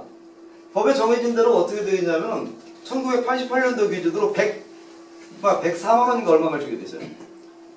근데 지금 104만 원이면 지금 저기 뭐 최저임금도 안 되죠. 근데 법 자체가 지금 법률 위반을 하게 만들어 놓은 것이고 국회의원들이 받아들일 수 없는 그런 상황이고 국회의원들이 그러니까 자기들이 알아서 그냥 올립니다. 계속 수당 계속 올립니다. 법에 근거를 두지 않고 계속 올려요. 그래가지고 지금 국회의원 수당이 얼마죠? 600만 원인가요? 거기까지 올라갔습니다. 그런데 거기에 또 어떤 수당이 붙느냐면은 의정 그 연구활동비가 하는 수당이 붙어요. 아, 입법활동비라는 수당이 붙어요. 입법활동비. 입법활동비라는 수당이 붙는데 생각을 해보세요. 국회의원의 원래 업무가 입법활동이에요. 예, 근데 제가 어느 쇠깎는 공장에 들어갔어요. 쇠깎는 공장에 이제 취직을 했습니다. 쇠를 맨날 깎아요. 근데 월급 말고 쇠 깎는다고 그 쇠 깎는 수당 따로 받나요? 야근 수당 뭐 이런 것도 아니고 쇠 깎는 수당 따로 안 받거든요. 국회의원이 입법활동하라고 국회의원 뽑았는데 입법수당 따로 줘요. 또 있어요. 뭐냐면 의정활동을 위해 가지고 그 회기 중에 이렇게 나왔을 때 그 이제 뭐라 그러더라 무슨 수당을 주는데 수당이 세 종류예요. 법상으로는. 그래서 이 사람들이 그 국회에 이제 출석을 할 때마다 법에 따르면은 그 수당의 3분의 2에 해당 이 수당을 일비로 나눠서 3분의 2에 해당하는 수라는 건 그걸 주게 돼 있어요. 근데 지금은 그냥 정해고 줘요. 근데 생각을 한번 해보세요. 우리가 뭐 야근 수당을 받거나 뭐 이렇게 뭐 휴일 수당을 받을 수 있잖아요. 근데 지금 정시 근무 시간이란 말이죠, 지금이. 근데 제가 정시 근무를 하러 갔어요. 그때 근무하라고 수당을 줘요. 그런 노동자, 그렇게 수당받는 노동자 있습니까? 없어요. 그러니까 법 자체가 수당을 현실화할 필요가 있습니다. 예? 실제로 104만 원인가 뭐 된 건가 이거 가지고 안 되죠. 말이 안 되죠. 그러니까 수당을 현실화할 필요는 있는데 그렇다고 해서 그런 쓸데없는 항목으로 수당을 주고 그런데 이 사람들은 나중에 뭐 퇴직금은 없습니다. 뭐 헌정료로 120만 원 차례를 받거든요. 근데 그 연금 받는 동안에 우리는 보통 연금을 받기 위해서 우리가 돈을 냈잖아요. 일을 할 때 국민연금 할 때도 돈을 내고 뭐 등등등. 이 사람도 돈 한 푼 안 내요. 돈 한 푼 안 내고 있는데 국회의원 끝나고 나면 매달 120만 원씩 돈을 받습니다. 이런 문제들. 이 돈과 관계된 문제보다도 이런데 그 한 가지만 더 설명을 드리면 국회의원들의 특권 중에 가장 큰 특권이 뭐냐면 보좌관입니다. 보좌관. 지금 보좌관이 7명인가요? 법정 보좌관 7명이고 인턴은 2명인가 3명인가 있을 수 있죠. 근데 여기 들어가는 돈이 연간 6억인가 들어갑니다. 보좌관 운영하는 데만 들어가는 돈이. 근데 이 300명이면은 지금 10명씩만 인턴 빼고 7명만 잡아도 300명 곱하기 7명이면은 2100명이거든요. 자, 국회의원 보좌관이 2100명을 돌립니다. 이거 굉장한 낭비예요, 이게. 왜 그러냐면 이 사람들이 실질적으로 어떤 역할을 하냐면은 의원들 보도자료 만들어주고 뭐 소스 물어다주고 그게 다예요. 실제로. 물론 우리 지난 그 민주노당 때나 진보신당 그 국회의원이 현직에 있을 때 그때 거기 있었던 보좌관들 엄청나게 노력 많이 한 거는 누구보다 잘 알고 있습니다. 잘 알고 있고 당에서도 이제 서포트하려고 노력 많이 했었고 근데 그런 보좌관들만 있는 게 아니다라는 거죠. 그리고 이제 민주노당 그때 10명 됐었을 때 그 보좌관들 그렇게 썼는데 사실 이제 그때 그 이제 공동보좌관제를 좀 만들어 보면 어떻겠냐 얘기 나왔다가 좀 쑥 들어가긴 했습니다만 실제로 국회의원 300명 운영하는데 2100명의 계열 보좌관에다 여기다 국회 사무처 직원과 뭐 등등 행정요원들 어마어마하게 지금 이게 딸려 있거든요. 차라리 이럴 바에는 예컨대 그 국회의원의 의원 정수대로 공동보좌관 풀을 운영하도록 만들어주면 되는 겁니다. 그렇게 해서 하게 되면은 저희들이 지난번에 계산을 해보니까 이 자료지만 안 나와 있습니다. 얼마 전에 저기 얘기했었는데 그렇게 되니까 이 중에 약 3분의 1 정도는 빠질 수가 있어요. 그러고서도 오히려 더 효과적으로 운영을 할 수가 있습니다. 그러니까 근데 국회의원 옆에는 뭐 어쩔 수 없이 비서라든가 뭐 정책 정부 담당하는 사람 하나씩은 두더라도 그럼 딱 3명 정도면 된다는 거죠. 나머지는 공동보좌관제로 해가지고 정당마다 공동보좌관을 두고 그 공동보좌관들이 서로 직역에 맞게 상임위에 맞게 또 그 의원의 어떤 그 유형에 맞게 정책이라든가 또는 그 사안이라든가 이런 것들을 분열해서 나눠주고 그 안에서 공동 풀에서 정책을 짜서 주게 되면은 돈도 돈이지만 규모 자체를 획기적으로 줄일 수가 있습니다. 이런 얘기 절대 안 하거든요. 이걸 특권이라고 생각을 안 해요. 국회의원들은. 아, 내가 일을 하려면 보좌관에 한 명이라도 더 있어야지. 그러면서 인턴 씁니다. 응? 고용 안정을 위해서 노력해야 될 진보 정당의 노동 담당하고 있는 국회의원조차도 인턴을 써요. 이걸 어떻게 받아들여야 되냐는 거죠, 우리 입장에서는.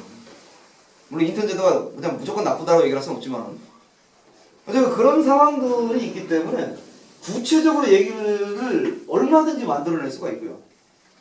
이제 국회의원들이 뭐 1년에 뭐 몇 원씩 가져간다 이렇게 뭐 그러는데 사실 뭐 차비 정도는 저는 줄 수 있다고 생각합니다. 차비 정도는. 여기에 덧붙여 수당에 덧붙여서 좀 많이 돌아다니라고. 근데 많이 돌아다니지도 않죠. 보면 이제 밥 먹으러 돌아다니고 뭐 그런 수준인데 구체적으로 만들어 보자라는 주문에 대해서는 당연히 분명히 구체적으로 만들어야 된다고 생각합니다. 지금 나와 있는 구호 자체가 특권 폐지라고서는 딱 나와 있는데 그거를 그 구호를 조금 더 좀 봐서 약간 구체적으로 만들었으면 저는 그거 말씀드린 겁니다. 그러니까 특권 폐지라는 요게 굉장히 추상적이고 너무 거대하니 그렇죠. 완전히 다 뺐자라고 생각할 수도 있는 거고. 그렇죠. 수당 현실화. 저 사람도 수당 현실화라고는 돈을 더 받는 걸로 생각하고 수당 현실화. 그리고 뭐 최저임금 현실을 공동보좌관제. 그다음에 뭐 여기에 덧붙여서 뭐 그 면책특권 축소라든가. 이런 것들을 이제 구체적으로 좀 이렇게 보여주면서 특권 폐지를 얘기하자는 말씀이죠? 아니면은 이 중에 하나를 뭐 정하든가. 저도 사실 구체적으로 지금 이 자리에서 뭐가 되자 얘기 말씀드리는 건 아니고 그 지금 나와 있는 그 얘기가 우리가 다른 사람들에게 솔직히 말해서 우리끼리만 공유하고 말 얘기는 아니지 않습니까? 이 얘기를 주변 사람들한테 계속 얘기를 꺼내야 되는데 국회의원 특권 폐지해야 돼. 뭘 어떻게 해? 밥벌이 다 뺏어 먹으면 걔네들 뭐 먹고 살라고. 그런 식의 반응들이 대부분 우리 나오니까 조금 더 말 한마디만 던져도 애들이 어느 정도 제가 뭔 말을 하고 싶은 거구나라고 알 수 있는 그런 그게 돼야 될 것 같다 그 생각에서 말씀드린 겁니다. 그러면은 이 특권 폐지 말고 뭔가 이런 것들은 다 포함이 되면서도 사람들이 국회의원 굶겨 죽이자는 얘기는 아니지만 하여튼 너무 많은 걸 하지 말아라 이렇게 생각할 수 있게 만들어주는 이제 건가요? 하나씩 뺏는 것도 방법이 될 수는 있죠. 제가 아이디어가 있습니다. 의전 간소화를 하면 돼요. 의전 간소화. 의전 간소화. 네, 그게 그러니까 시민들이 보기에 눈에 보이는 거거든요. 그거 뭐 같이 기차 타러 갔는데 왜 혼자만 이렇게 막 사람들 와가지고 인사받고 제일 또 퍼스트 클래스 뭐 이런 거 앉아가지고 뭐 그런 거를 역장 나오지 말고 그냥 뭐 쫄쫄이 가가지고 아무데나 탈 수 있게. 원래 그렇게 해야죠. 네, 그런 거 그러니까 좀 감성을 자극할 수 있는 거를 좀.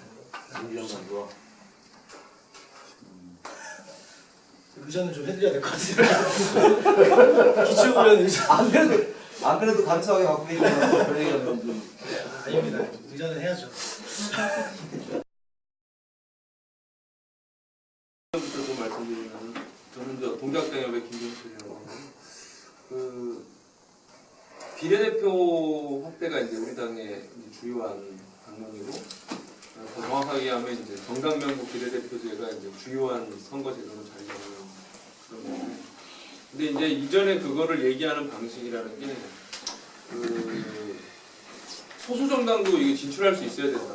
뭐 3% 이상 5% 받고 5% 이상 받고 하면 그게 일정하게 득표에 반영이 된다 이런 식으로 표현을 해서 뭐 다양성을 하기 위해서 이렇게 한다 이렇게 많이 얘기했었는데 그거보다는 좀 더 적극적으로 비례대표가 더 우리 국민들한테 좋은 거다.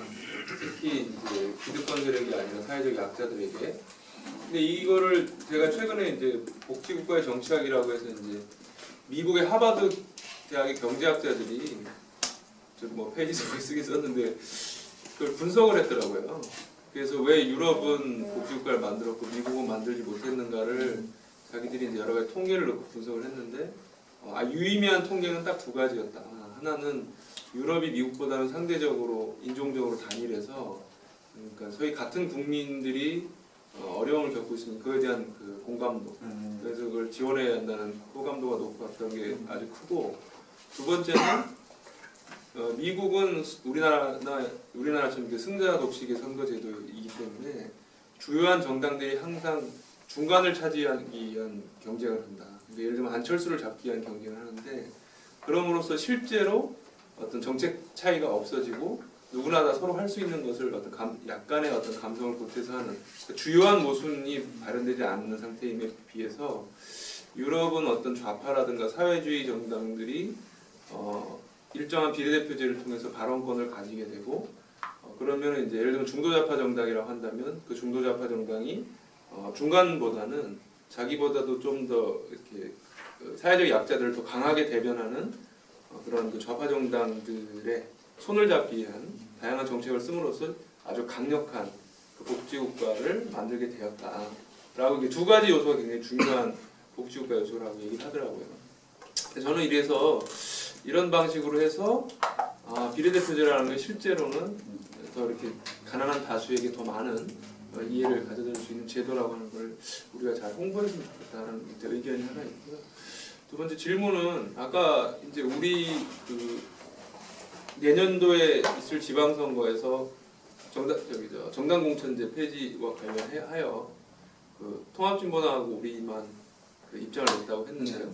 진보정의당하고 녹색당 같은 경우는 혹시 그에 대해서 입장이 어떤지? 당은 정확하게 반대는 아니고요. 좀 이렇게 좀 뭐라 그래야 되나, 이렇게 뭉뚱그린다 그럴까요? 처음에는 그 폐지해야 된다고 얘기를 했다가 나중에는 그냥 폐지는 아니고 뭔가 그 완충을 둬야 된다라는 입장도 있고요.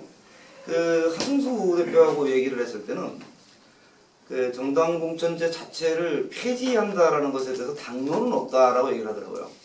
당론은 없는데 다만 그 어쨌건 그 지금 상황에서는 별로 좋지는 않으나 지역 정당 같은 경우를 고민을 할 때는 정당 공천제와 지역 그 정당이 같이 가는 방향을 좀 고려해야 되는 거 아니냐, 이런 얘기를 한 적이 있고요. 결국 이제 그 지역 정당 같은 경우에는 결국 지역 정당 자체가 만들어지면 정당 공천을 해야 되는 어떤 그 구조가 되는 거죠. 그렇게 가야 되는 게 맞다라고 얘기를 하는 걸 보면은 현재 정당 공천제에 대해서는 그 녹색당이 크게 어떤 의미를 두고 있지 않는 것 같아요. 근데 이제 진보정의당 같은 경우는 제가 알고 있기로 아까도 말씀드렸지만 좀 심상정 의원이 들어가 있는데 그쪽에서도 지금 반대를 하고 있는 걸로 알고 있습니다. 그 공천제 폐지하는 거를 반대를 하고 있는 걸로 알고 있고, 그런데 당 차원의 공식적인 입장이 나온 것을 제가 찾아보지 못했어요. 아직까지. 혹시 나왔는지 모르겠는데 제가 찾아보지 못했습니다. 근데 진보정의당에서도 이 정당 공천제 폐지, 정당 공천제 자체를 폐지해야 된다라는 논의보다는 폐지하지 않는 게 맞다라는 얘기가 더 많은 걸로 알고 있습니다. 게 사실은 정확한 의미가 뭔지를 잘 모르겠거든요. 근데 예를 들면 정당의 설립 요건 중에서 가장 중요한 게 5천 명이 인구 규모로 보면 가장 첫 번째고, 두 번째 또 비슷한 요건이 5개 시도당에 1,000명씩 해서 달리 말해서 어떤 한 지역에 특정하게 편중되어 있는 정당을 인정하지 않겠다라고 하는 게 현행 정당법인데, 근데 우리가 이 취지에 반대해서 한 지역에서 당원을 모집하는 거, 그래서 뭐 거기서 뭐 예를 들면 아까 100명이든 300명이든 이 정도만 되면 된다라고 했을 때, 그럼 우리 일반적인 의미로서는 그러니까 지역을 다수 지역에서 당원을 모집해야 된다라고 하는 규정만 폐지하면 되는데, 이것을 지역 정당을 인정해야 된다라고 표시할 이유는 없지 않은가라는 게 좀 의문이거든요. 왜냐하면 지역 정당이라고 하는 것을 우리가 그것을 인정하는 것이 우리 진보신당의 당론인 것처럼 됐을 때 좀 당론이랄까 이것이 진보적 의제다, 정치개혁의 과제다라고 생각하게 되면 사실은 그 정치개혁이라고 하는 것 중에서 어떤 사회적인 전체적인 개혁 과제에서 지역과 관련한 이슈 때문에 못한 게 굉장히 많지 않습니까? 예를 들면은 지방분권이라는 이름이 있는데, 그러니까 예를 들어서 교육제도로서 전체적으로 전국적으로 다시 통일해야 되는데, 뭐 교육분권 뭐 이런 걸 이렇게 쭉 하면서 안 된 경우도 굉장히 많고, 물론 그것이 뭐 반드시 뭐 이렇게 뭐 나쁜 거다라고 지방분권이라고 하는 차원에서는 인정할 수 있죠. 반드시 나쁜 거다 할 수는 없으나, 그렇다고 해서 그거를 그냥 그것이 올바른 거다라고 이렇게 인정하는 것과는 좀 차원이 다른 문제 아닌가. 그러니까 제 말의 요지는 지역 정당이 진보적인 것이다 인정하는 것이라고 할 필요는 없는 거 아닙니다. 그러니까 아까 말한 대로 어떤 여러 지역에 분포돼 있어야 되고 몇천 명을 모아야 된다는 하는 그런 족쇄만 푸는 것이 그 정도가 맞는 거 아니냐 이런 생각이 듭니다. 풀어야 될 부분이 있는 것 같아요. 뭐냐면 저는 이 이제 그 어떤 정치관계법이 개정이 되면서 우리가 좀 더 제도권 정치에서 활동할 수 있는 여지가 넓어지게 됐을 때 우리가 가지고 있는 진보적이고 또는 그 미래지향적인 어떤 그런 의제들을 이제 현실화시켜낼 수 있는 방법이 될 것이다 라는 것은 제가 그 의지를 가지고 있는 어떤 그 제도에서 필요하다고 말씀드리는 거지만 그렇게 제도가 바뀌는 바뀐 제도 자체가 그럼 진보적이냐라고 했을 때는 저는 사실은 그거 제도가 진보적이라고 생각하지는 않습니다. 예컨대 그 정당 보조금, 그 국고 보조금 문제 있지 않습니까? 이거를 제가 말씀드렸던 그 그동안 우리 당이 가지고 있었던 그렇게 하는 게 그럼 진보적인 국고 보조금 분배 방식이냐?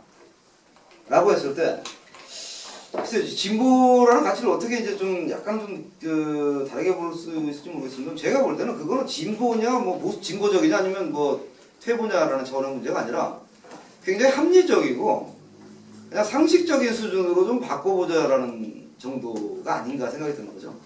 특히 제도라는 것은 양날의 칼이라고 생각을 하는 게 그 과거에 이제 그 주민투표법하고 주민소환법 그리고 그 주민반 이 세 가지 제도를 시민단체와 인권단체에서 이제 막 그 투쟁을 하면서 이 진보적인 그 3대 의제라고 얘기를 했었습니다. 직접민주주의 3종 세트, 그 우리 진보 진영에서 해야 될 이렇게 얘기를 했었거든요. 진보적인 제도니 해야 된다고 했는데 저는 그 제도 자체가 진보적이라고 생각해 본 적이 전혀 없습니다. 왜 그러냐면 주민소환제 같은 경우에 오히려 돈 있고 지역에 유지 많고 힘 있는 사람들이 이용하기가 더 좋지. 사실 그것을 그 힘없고 이렇게 좀 이렇게 밀려 있는 그런 정치 세력이 이용하기는 저는 그건 더 어렵지 않을까 싶거든요. 근데 지금 말씀하셨던 그런 부분도 역시 마찬가지로 제가 이걸 그 얘기 드릴 때는 지역 정당 제도가 진보적인 제도라고 말씀드리는 건 정확하네요. 그 제도 자체가 그래서 말씀하시는 거 들으면서 제가 이거 잘못하면 진짜 이거 외부에서 이게 진보 정당은 이게 진보적이라고 생각하고 이걸 진보 정당의 그 어떤 정책 대안으로 내놓는구나라고 생각할 수 있겠다 싶은 생각이 좀 많이 들어서 사실 좀 움찔했는데 그거는 좀 앞으로 이야기하거나 그럴 때 좀 조정을 좀 하거나 정교하게 좀 다듬어야 될 것 같아서 생각이 듭니다.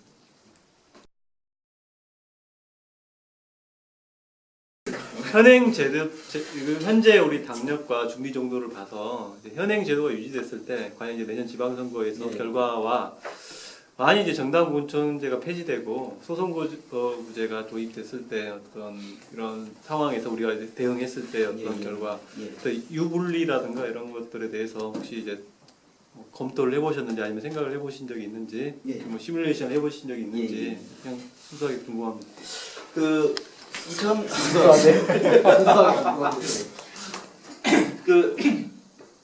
저희가 그 2008년도에 그 국회의원 선거를 했을 때 이때 2.994%인가요? 96인가요? 2.96. 예, 2.96%를 받았습니다. 이때 2.96%를 받았어요. 근데 2010년도에 지방선거 했을 때요. 이때 비례를 얼마 받았냐면은 3.04 받았습니다. 이 얘기가 이제 어떤 그 함의를 가지고 있느냐면은 국회의원 선거보다는 사실 그 지방선거가 집중도가 높다고는 하는데 그럼에도 불구하고 이제 투표는 낮죠. 근데 이제 더 재미있는 거는 2008년도에 국회의원 선거 끝난 다음에 촛불이 일어났습니다. 그리고 이제 그때 우리 촛불 당원들이 많이 입당을 했죠. 그리고 그 촛불 당원 입당하는 그 과정을 약간 거치면서 노회찬 심상정 이 지몬 열풍이 막 불었습니다. 막 이제 우회했죠. 그런데 2010년도까지 그게 온 것이 아니고 2010년도에 결국은 요 수준하고 거의 차이가 안 나는 정도의 이제 수준으로 왔습니다. 그러면 우리가 작년에 2012년 총선 때 요만큼을 받았거든요. 근데 저는 이게 저 때문이라고 생각을 하는데 제가 이제 당이 완전히 이제 막 힘들 때 보니까 아무래도 도저히 저라도 이제 그 부지경이라도 이렇게 하나 얻는다는 심정으로 제가 도와야겠다고 하시고 왔는데 와보니까 이제 막 다른 당으로 가시는 분들이 뭐 이것저것 다 가져가셨어요. 사람도 가져가고 네트워크도 가져가고. 그러다 보니까 새로 만들어야 되는 사람을 만나야 되다 보니까 제가 11년간 술을 끊었었습니다. 그랬다가 어떻게든 뭐 좀 당에 도움이 되고자 해서 다시 술을 마시기 시작했는데 11년 끊고 끊었다 봤더니 이렇게 된 것 같아요. 제가 20년만 끊었으면 그거가 나왔을 것 같은데. 어쨌건 네, 어쨌건 템이 좀 더. 작년에 이제 1.13%가 나왔는데요. 그 이후에 2014년에는 어떨 것이냐라고 이렇게 가정을 해보면, 이게 전적으로 제 가정입니다. 시뮬레이션까지는 아니더라도. 이때는 촛불도 있었고 지문비도 있었습니다. 그리고 나름 이명박에 대한 어떤 그 안티테제가 있었고, 그 다음에 이 당시에 물론 이제 통진당이 그 한미 FTA, 그때는 이제 민주노동당이죠. 민주노동당 한미 FTA 하면서 뭐 이제 여러 가지 이제 그 좀 이렇게 부각이 되면서 좀 더 이렇게 그 관심을 가지는 통에 이때 촛불과 지원비가 크게 뭐 빛을 발하지 못한 건 있겠습니다만 어느 정도 상쇄는 됐다고 생각을 해요. 근데 이 상황에서 이 과정을 겪고는 대선이 있었는데 대선에서 3진보가 나왔습니다. 대선에서 3진보가 나왔고 진보신당은 사실은 여기서 저 빚도 없었고 여론뉴스가 엊그저께 뉴스에서 통합진보당과 저 진보정의당 유사한 당명수는 당에 하나 있다는 식으로 기사를 낼 정도로 거의 뭐 듣보잡치고 당하고 있는 그런 상황이거든요. 이 상황에서 현재의 공직선거법이 유지가 되면서 정당 그 공천이 정당 공천제가 그대로 유지되느냐 안 되느냐에 따라 가지고 2%에서 어느 정도 빠지고 들어갈 것인가라고 생각했을 때 제가 볼 때는 큰 차이 없다고 생각합니다. 솔직히 말씀드리면 지금 우리 수준에서는 물론 이제 여기에 변수가 있겠죠. 뭐냐 하면은 지금 2013인데 이제 6월달 당대회와 이 거치면서 우리가 얼마나 역량을 강화하느냐 내지는 이제 이 과정 속에서 이제 대내외적인 어떤 정치 환경이 어떤 식으로 이제 흘러가면서 우리가 거기에 대응할 수 있느냐에 따라 가지고 물론 여러 가지 변수는 있습니다. 근데 현재의 상황만을 놓고 보자면은 솔직히 말씀드립니다. 현재 상황만을 놓고 보자면은 정당 공천제가 유지되든지 폐지되든지 2%에서 여기 0.8% 차이 나는데 0.08% 사실 이 차이 이상의 가능성이 뭐 더 날 가능성이라고 저는 보진 않아요. 다만 그럼에도 불구하고 정당 공천제라는 부분에서 판단을 해야 된다는 것은 첫째는 정당 공천제가 가지고 유불리를 떠나서 그것이 이 정당 활동을 보장하고 있는 어떤 틀 자체를 깨지 않고 풀뿌리 정치에서부터 정당의 정치 활동을 보장하는 하나의 길이기 때문에 그렇습니다. 첫째가 원칙이 그렇습니다.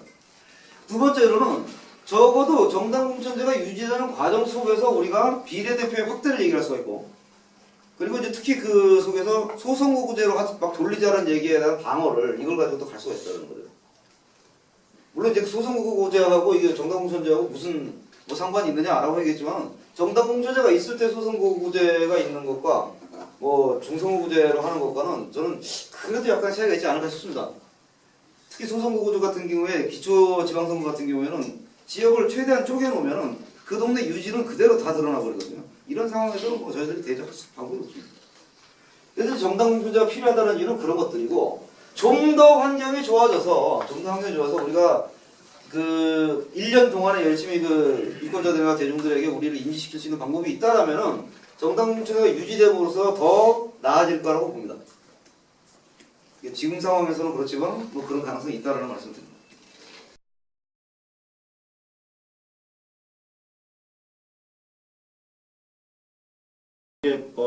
네, 이제 우리 당의 어떤 이제 개선 방향으로 당이 주장하는 전반적으로 좀 이야기를 했는데 특히 그 선거제도라든지 이제 의원의 선출을 규정하는 방식 이제 이런 것이 좀 크게 이제 이 전반적인 구조에서 우리가 관심이 좀 있는 부분이잖아요. 소소하게 좀 이런 부분들이 많이 있지만, 근데 이제 어쨌든 우리나라와 같은 제도에서 어떤 일정한 문제 있는 제도를 가지고 있다 이것을 이제 개정에 성공한 나라들 몇 가지 두 가지 사례를 잠깐 언급하시긴 했는데 그 이제 PCCA나 뉴질랜드 사례들도 다 이제 그 일정하게는 이제 그런 정치 방식을 개정하기 위한 시민운동 또는 대중운동하고 이제 줄을 대고 있잖아요. 근데 이제 그런 면에서 외국의 성공한 사례들을 보면서 다시 되짚어 보면 우리나라에서 이제 진보정당의 역사에서 제도 개혁 위한 어떤 그 토론에서 이렇게 말빨 날리는 거 말고 제도 개선을 위한 어떤 대중운동을 본격적으로 고민한 바는 사실 없었던 것 같아요. 맞아요. 네. 그런 측면에서 이제 일부 시민단체에서 뭐 비례대표제 확대하자고 해서 뭐죠? 아무튼 뭐 이상한 거 하던데 계속 이어지는 것 같지는 않고 그래서 우리나라에서 이제 그런 류의 네. 주제를 갖는 대중운동의 좀 전망, 가능성 뭐 이런 것들에 대해서 혹시 고민하신 바가 있으면 좀 나눠주시면. 한국 사회에서 시민 사회든 정치권이든 간에 이 정치 제도 개혁에 대한 논의가 불붙을 때가 있습니다. 선거 때는 항상 불붙습니다. 아까도 말씀드렸지만은 낙선 운동 했을 때도 보면 선거를 그 당시에 6개월 정도 앞서놓고 이제 분위기 타기 시작해요. 조직화하고 분위기가 되고 이제 선거 등록하기 전부터 막 명단 발표하고 막 난리 쳤거든요.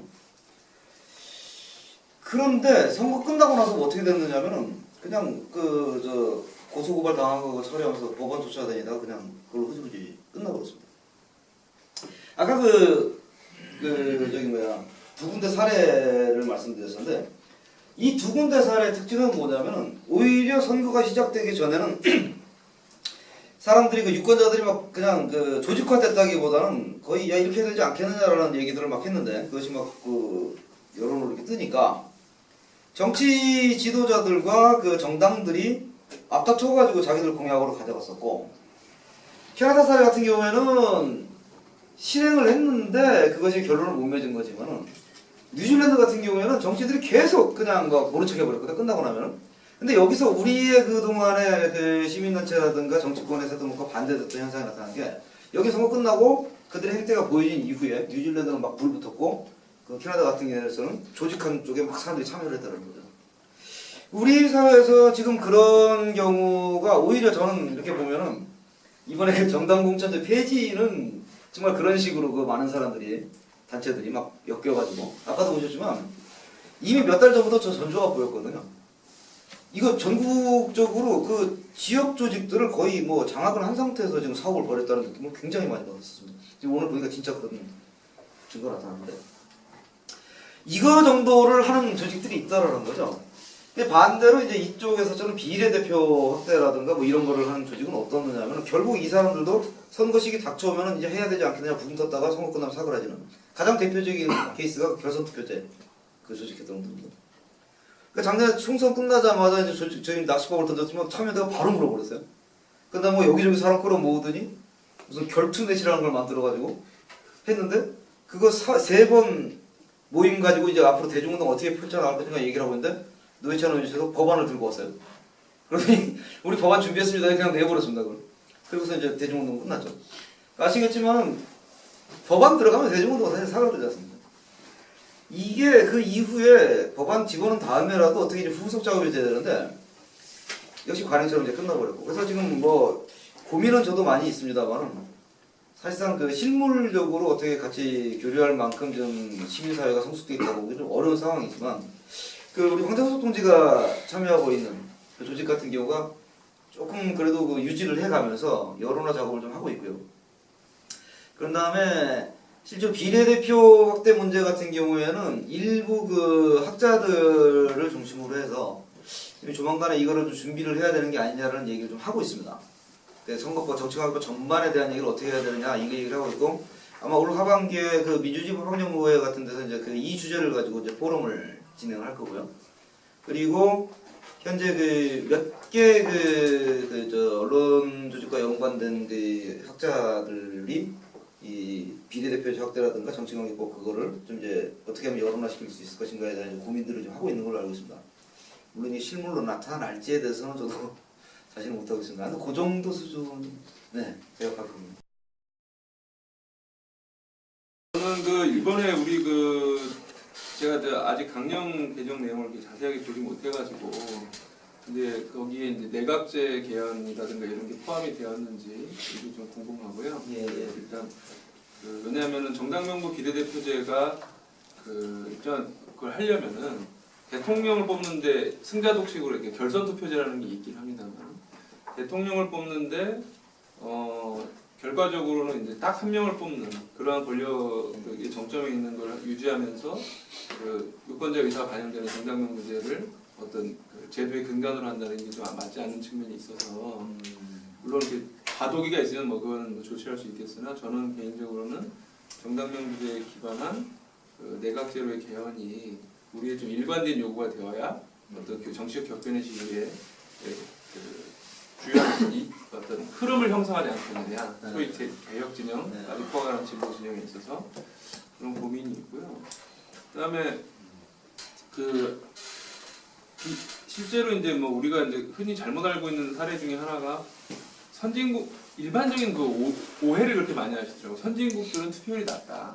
이제 그렇게 많이 얘기하는데 전혀 사실이 아니잖아요. 그러니까 보통 보면은 비례대표가 더 정착이 돼 있는 유럽 같은 경우에 80% 이하로 투표율이 잘 안 떨어지는 경우가 되게 많고, 그래서 오히려 그 자기의 투표가 몇 프로의 지지를 받든 간에 그것이 권력에 반영되기 때문에 적극적인 참여를 통해서 이게 된다라고 이제 많이 그렇게 높은 투표율을 설명을 하는데, 제가 좀 궁금한 거는 이 뉴질랜드가 양당제에서 그 독일식 정당명부제로 이렇게 갔는데, 그렇다고 한다면 이 사례에서 그 이전에 양당제였을 때 투표율과 예를 들면 이제 비례대표제가 되었을 때 투표율을 비교하여 비례대표로 되었을 때 더 많은 국민들이 의사를 표현한다라는 사례가 있으면 좀 좋은 그게 될 수 있을 것 같거든요. 그런 걸 좀 비교했으면 좋겠습니다. 명의 내각제가 포함되는지는 않는 걸로 알고 있습니다. 제가 지난번까지 봤을 때는 그러니까 그 전국위원회 회의 올라간 자료까지 보면 그 강령 자체는 내각제에 대한 얘기가 포함 안 돼 있는 걸로 좀 기억하고 있고요. 근데 이제 다만 그 내각제와 정당공부 비례대표제가 이제 상호 그 순응한다라는 어떤 그런 판단은 조금 이제 그 의견이 다를 수가 있습니다. 예. 그래서 이제 그런 부분들은 아직까지는 좀 그 의견일 수가 있고, 그래서 서로 이제 그런 여러저런 의견들이 내부에서 좀 논의가 될 필요성도 있겠고요. 근데 다만 이제 그 어떤 개혁 의제로서 진보 진영이 일관되게 내각제를 주장하면서 가야 되느냐라는 부분에 대해서는 글쎄 하여튼 뭐 좀 더 많은 그 논의가 필요한 부분이 아닌가 생각이 들어요. 제가 지금 제 입장도 물론 있습니다만 그걸 여기서 뭐 얘기 드리는 거는 뭐 이게 좀 적절하진 않은 것 같고. 그 다음에 이제 투표율 관련해 가지고 뉴질랜드 비례대표제 이후의 어떤 투표율이 그 전과 어떻게 달랐으며 그것이 양당제 체제를 어느 정도 균열을 하는 데 도움이 됐던가 이런 부분에 대해서는 이거는 저도 아직 파악을 못 해봤습니다. 이거는 연구로 좀 해봐야 될 것 같고요. 이건 자료를 한번 찾아보고서 더 연구를 해보겠고.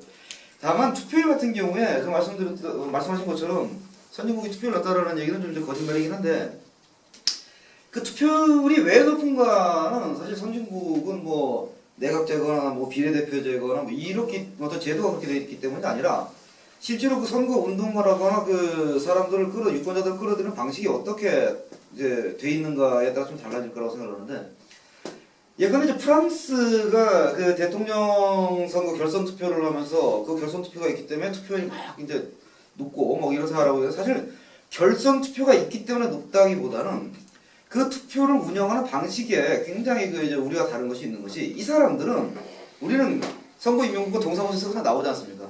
거기 선거인명부 등록을 해야 되는 거거든요. 선거인명부에 유권자들을 등록시키는 그 자체부터가 선거운동입니다. 그러다 보니까 자기가 스스로 내가 여기 유권자로 등록을 하고 대통령 선거에 투표를 하겠다라는 의지를 가진 사람이 선거인명부에 등록을 하죠. 그걸 얼마나 더 많이 내 편을 끌어모아서 선거인명부에 등록하느냐가 1차적으로 거기서 결단이 나버립니다. 그러다 보니 자기가 자기 스스로 선거인명부에 등록을 해놓다 보니까 이 투표율이 엄청나게 높이 나올 수밖에 없는 거예요. 기본적으로. 저는 이런 부분들에 대해서 프랑스처럼 유권자를 본인이 등록하게 해가지고 선거인명부를 만들어서 뭐 하게 하는 것이 더 좋으냐, 아니면 우리처럼 하는 것이 더 좋으냐, 저는 일장일단이 있고 오히려 지금 상황에서 볼 때는 우리 제도가 더 낫다고 생각합니다. 유권자들의 편리함이라든가 이런 보장하는 차원에서는. 다만 그러면 그런 유리한 점과 동시에 프랑스만큼 투표를 높이기 위해서는 적어도 프랑스에서 선거운동 과정에서 유권자들이 직접 선거인명부를 작성하게 만드는 정도의 열의가 스스로의 참여로서 나타날 수 있게 만들면 우리 선거운동 과정도 그런 식으로 제도적으로 보장이 되고 우리도 그렇게 해야 된다고 보는 거죠. 그래서 저는 이제 투표율에 대한 부분들에 대해서는 좀 우리 스스로도 제도적 차원의 문제와 함께 앞으로 이제 제도가 좀 많이 제도 때문에 못한 게 많습니다만 제도가 바뀌게 되면 어떻게 우리가 더 효율적인 방법을 구사할 수 있을까 이런 것도 좀 검토를 해볼 필요는 있다고 생각을 합니다. 지금 말씀하셨던 뉴질랜드는 다시 말씀드리겠습니다만 제가 좀 찾아보고 그거는 앞으로 좀 유용하게 생각도 좀 해보겠습니다.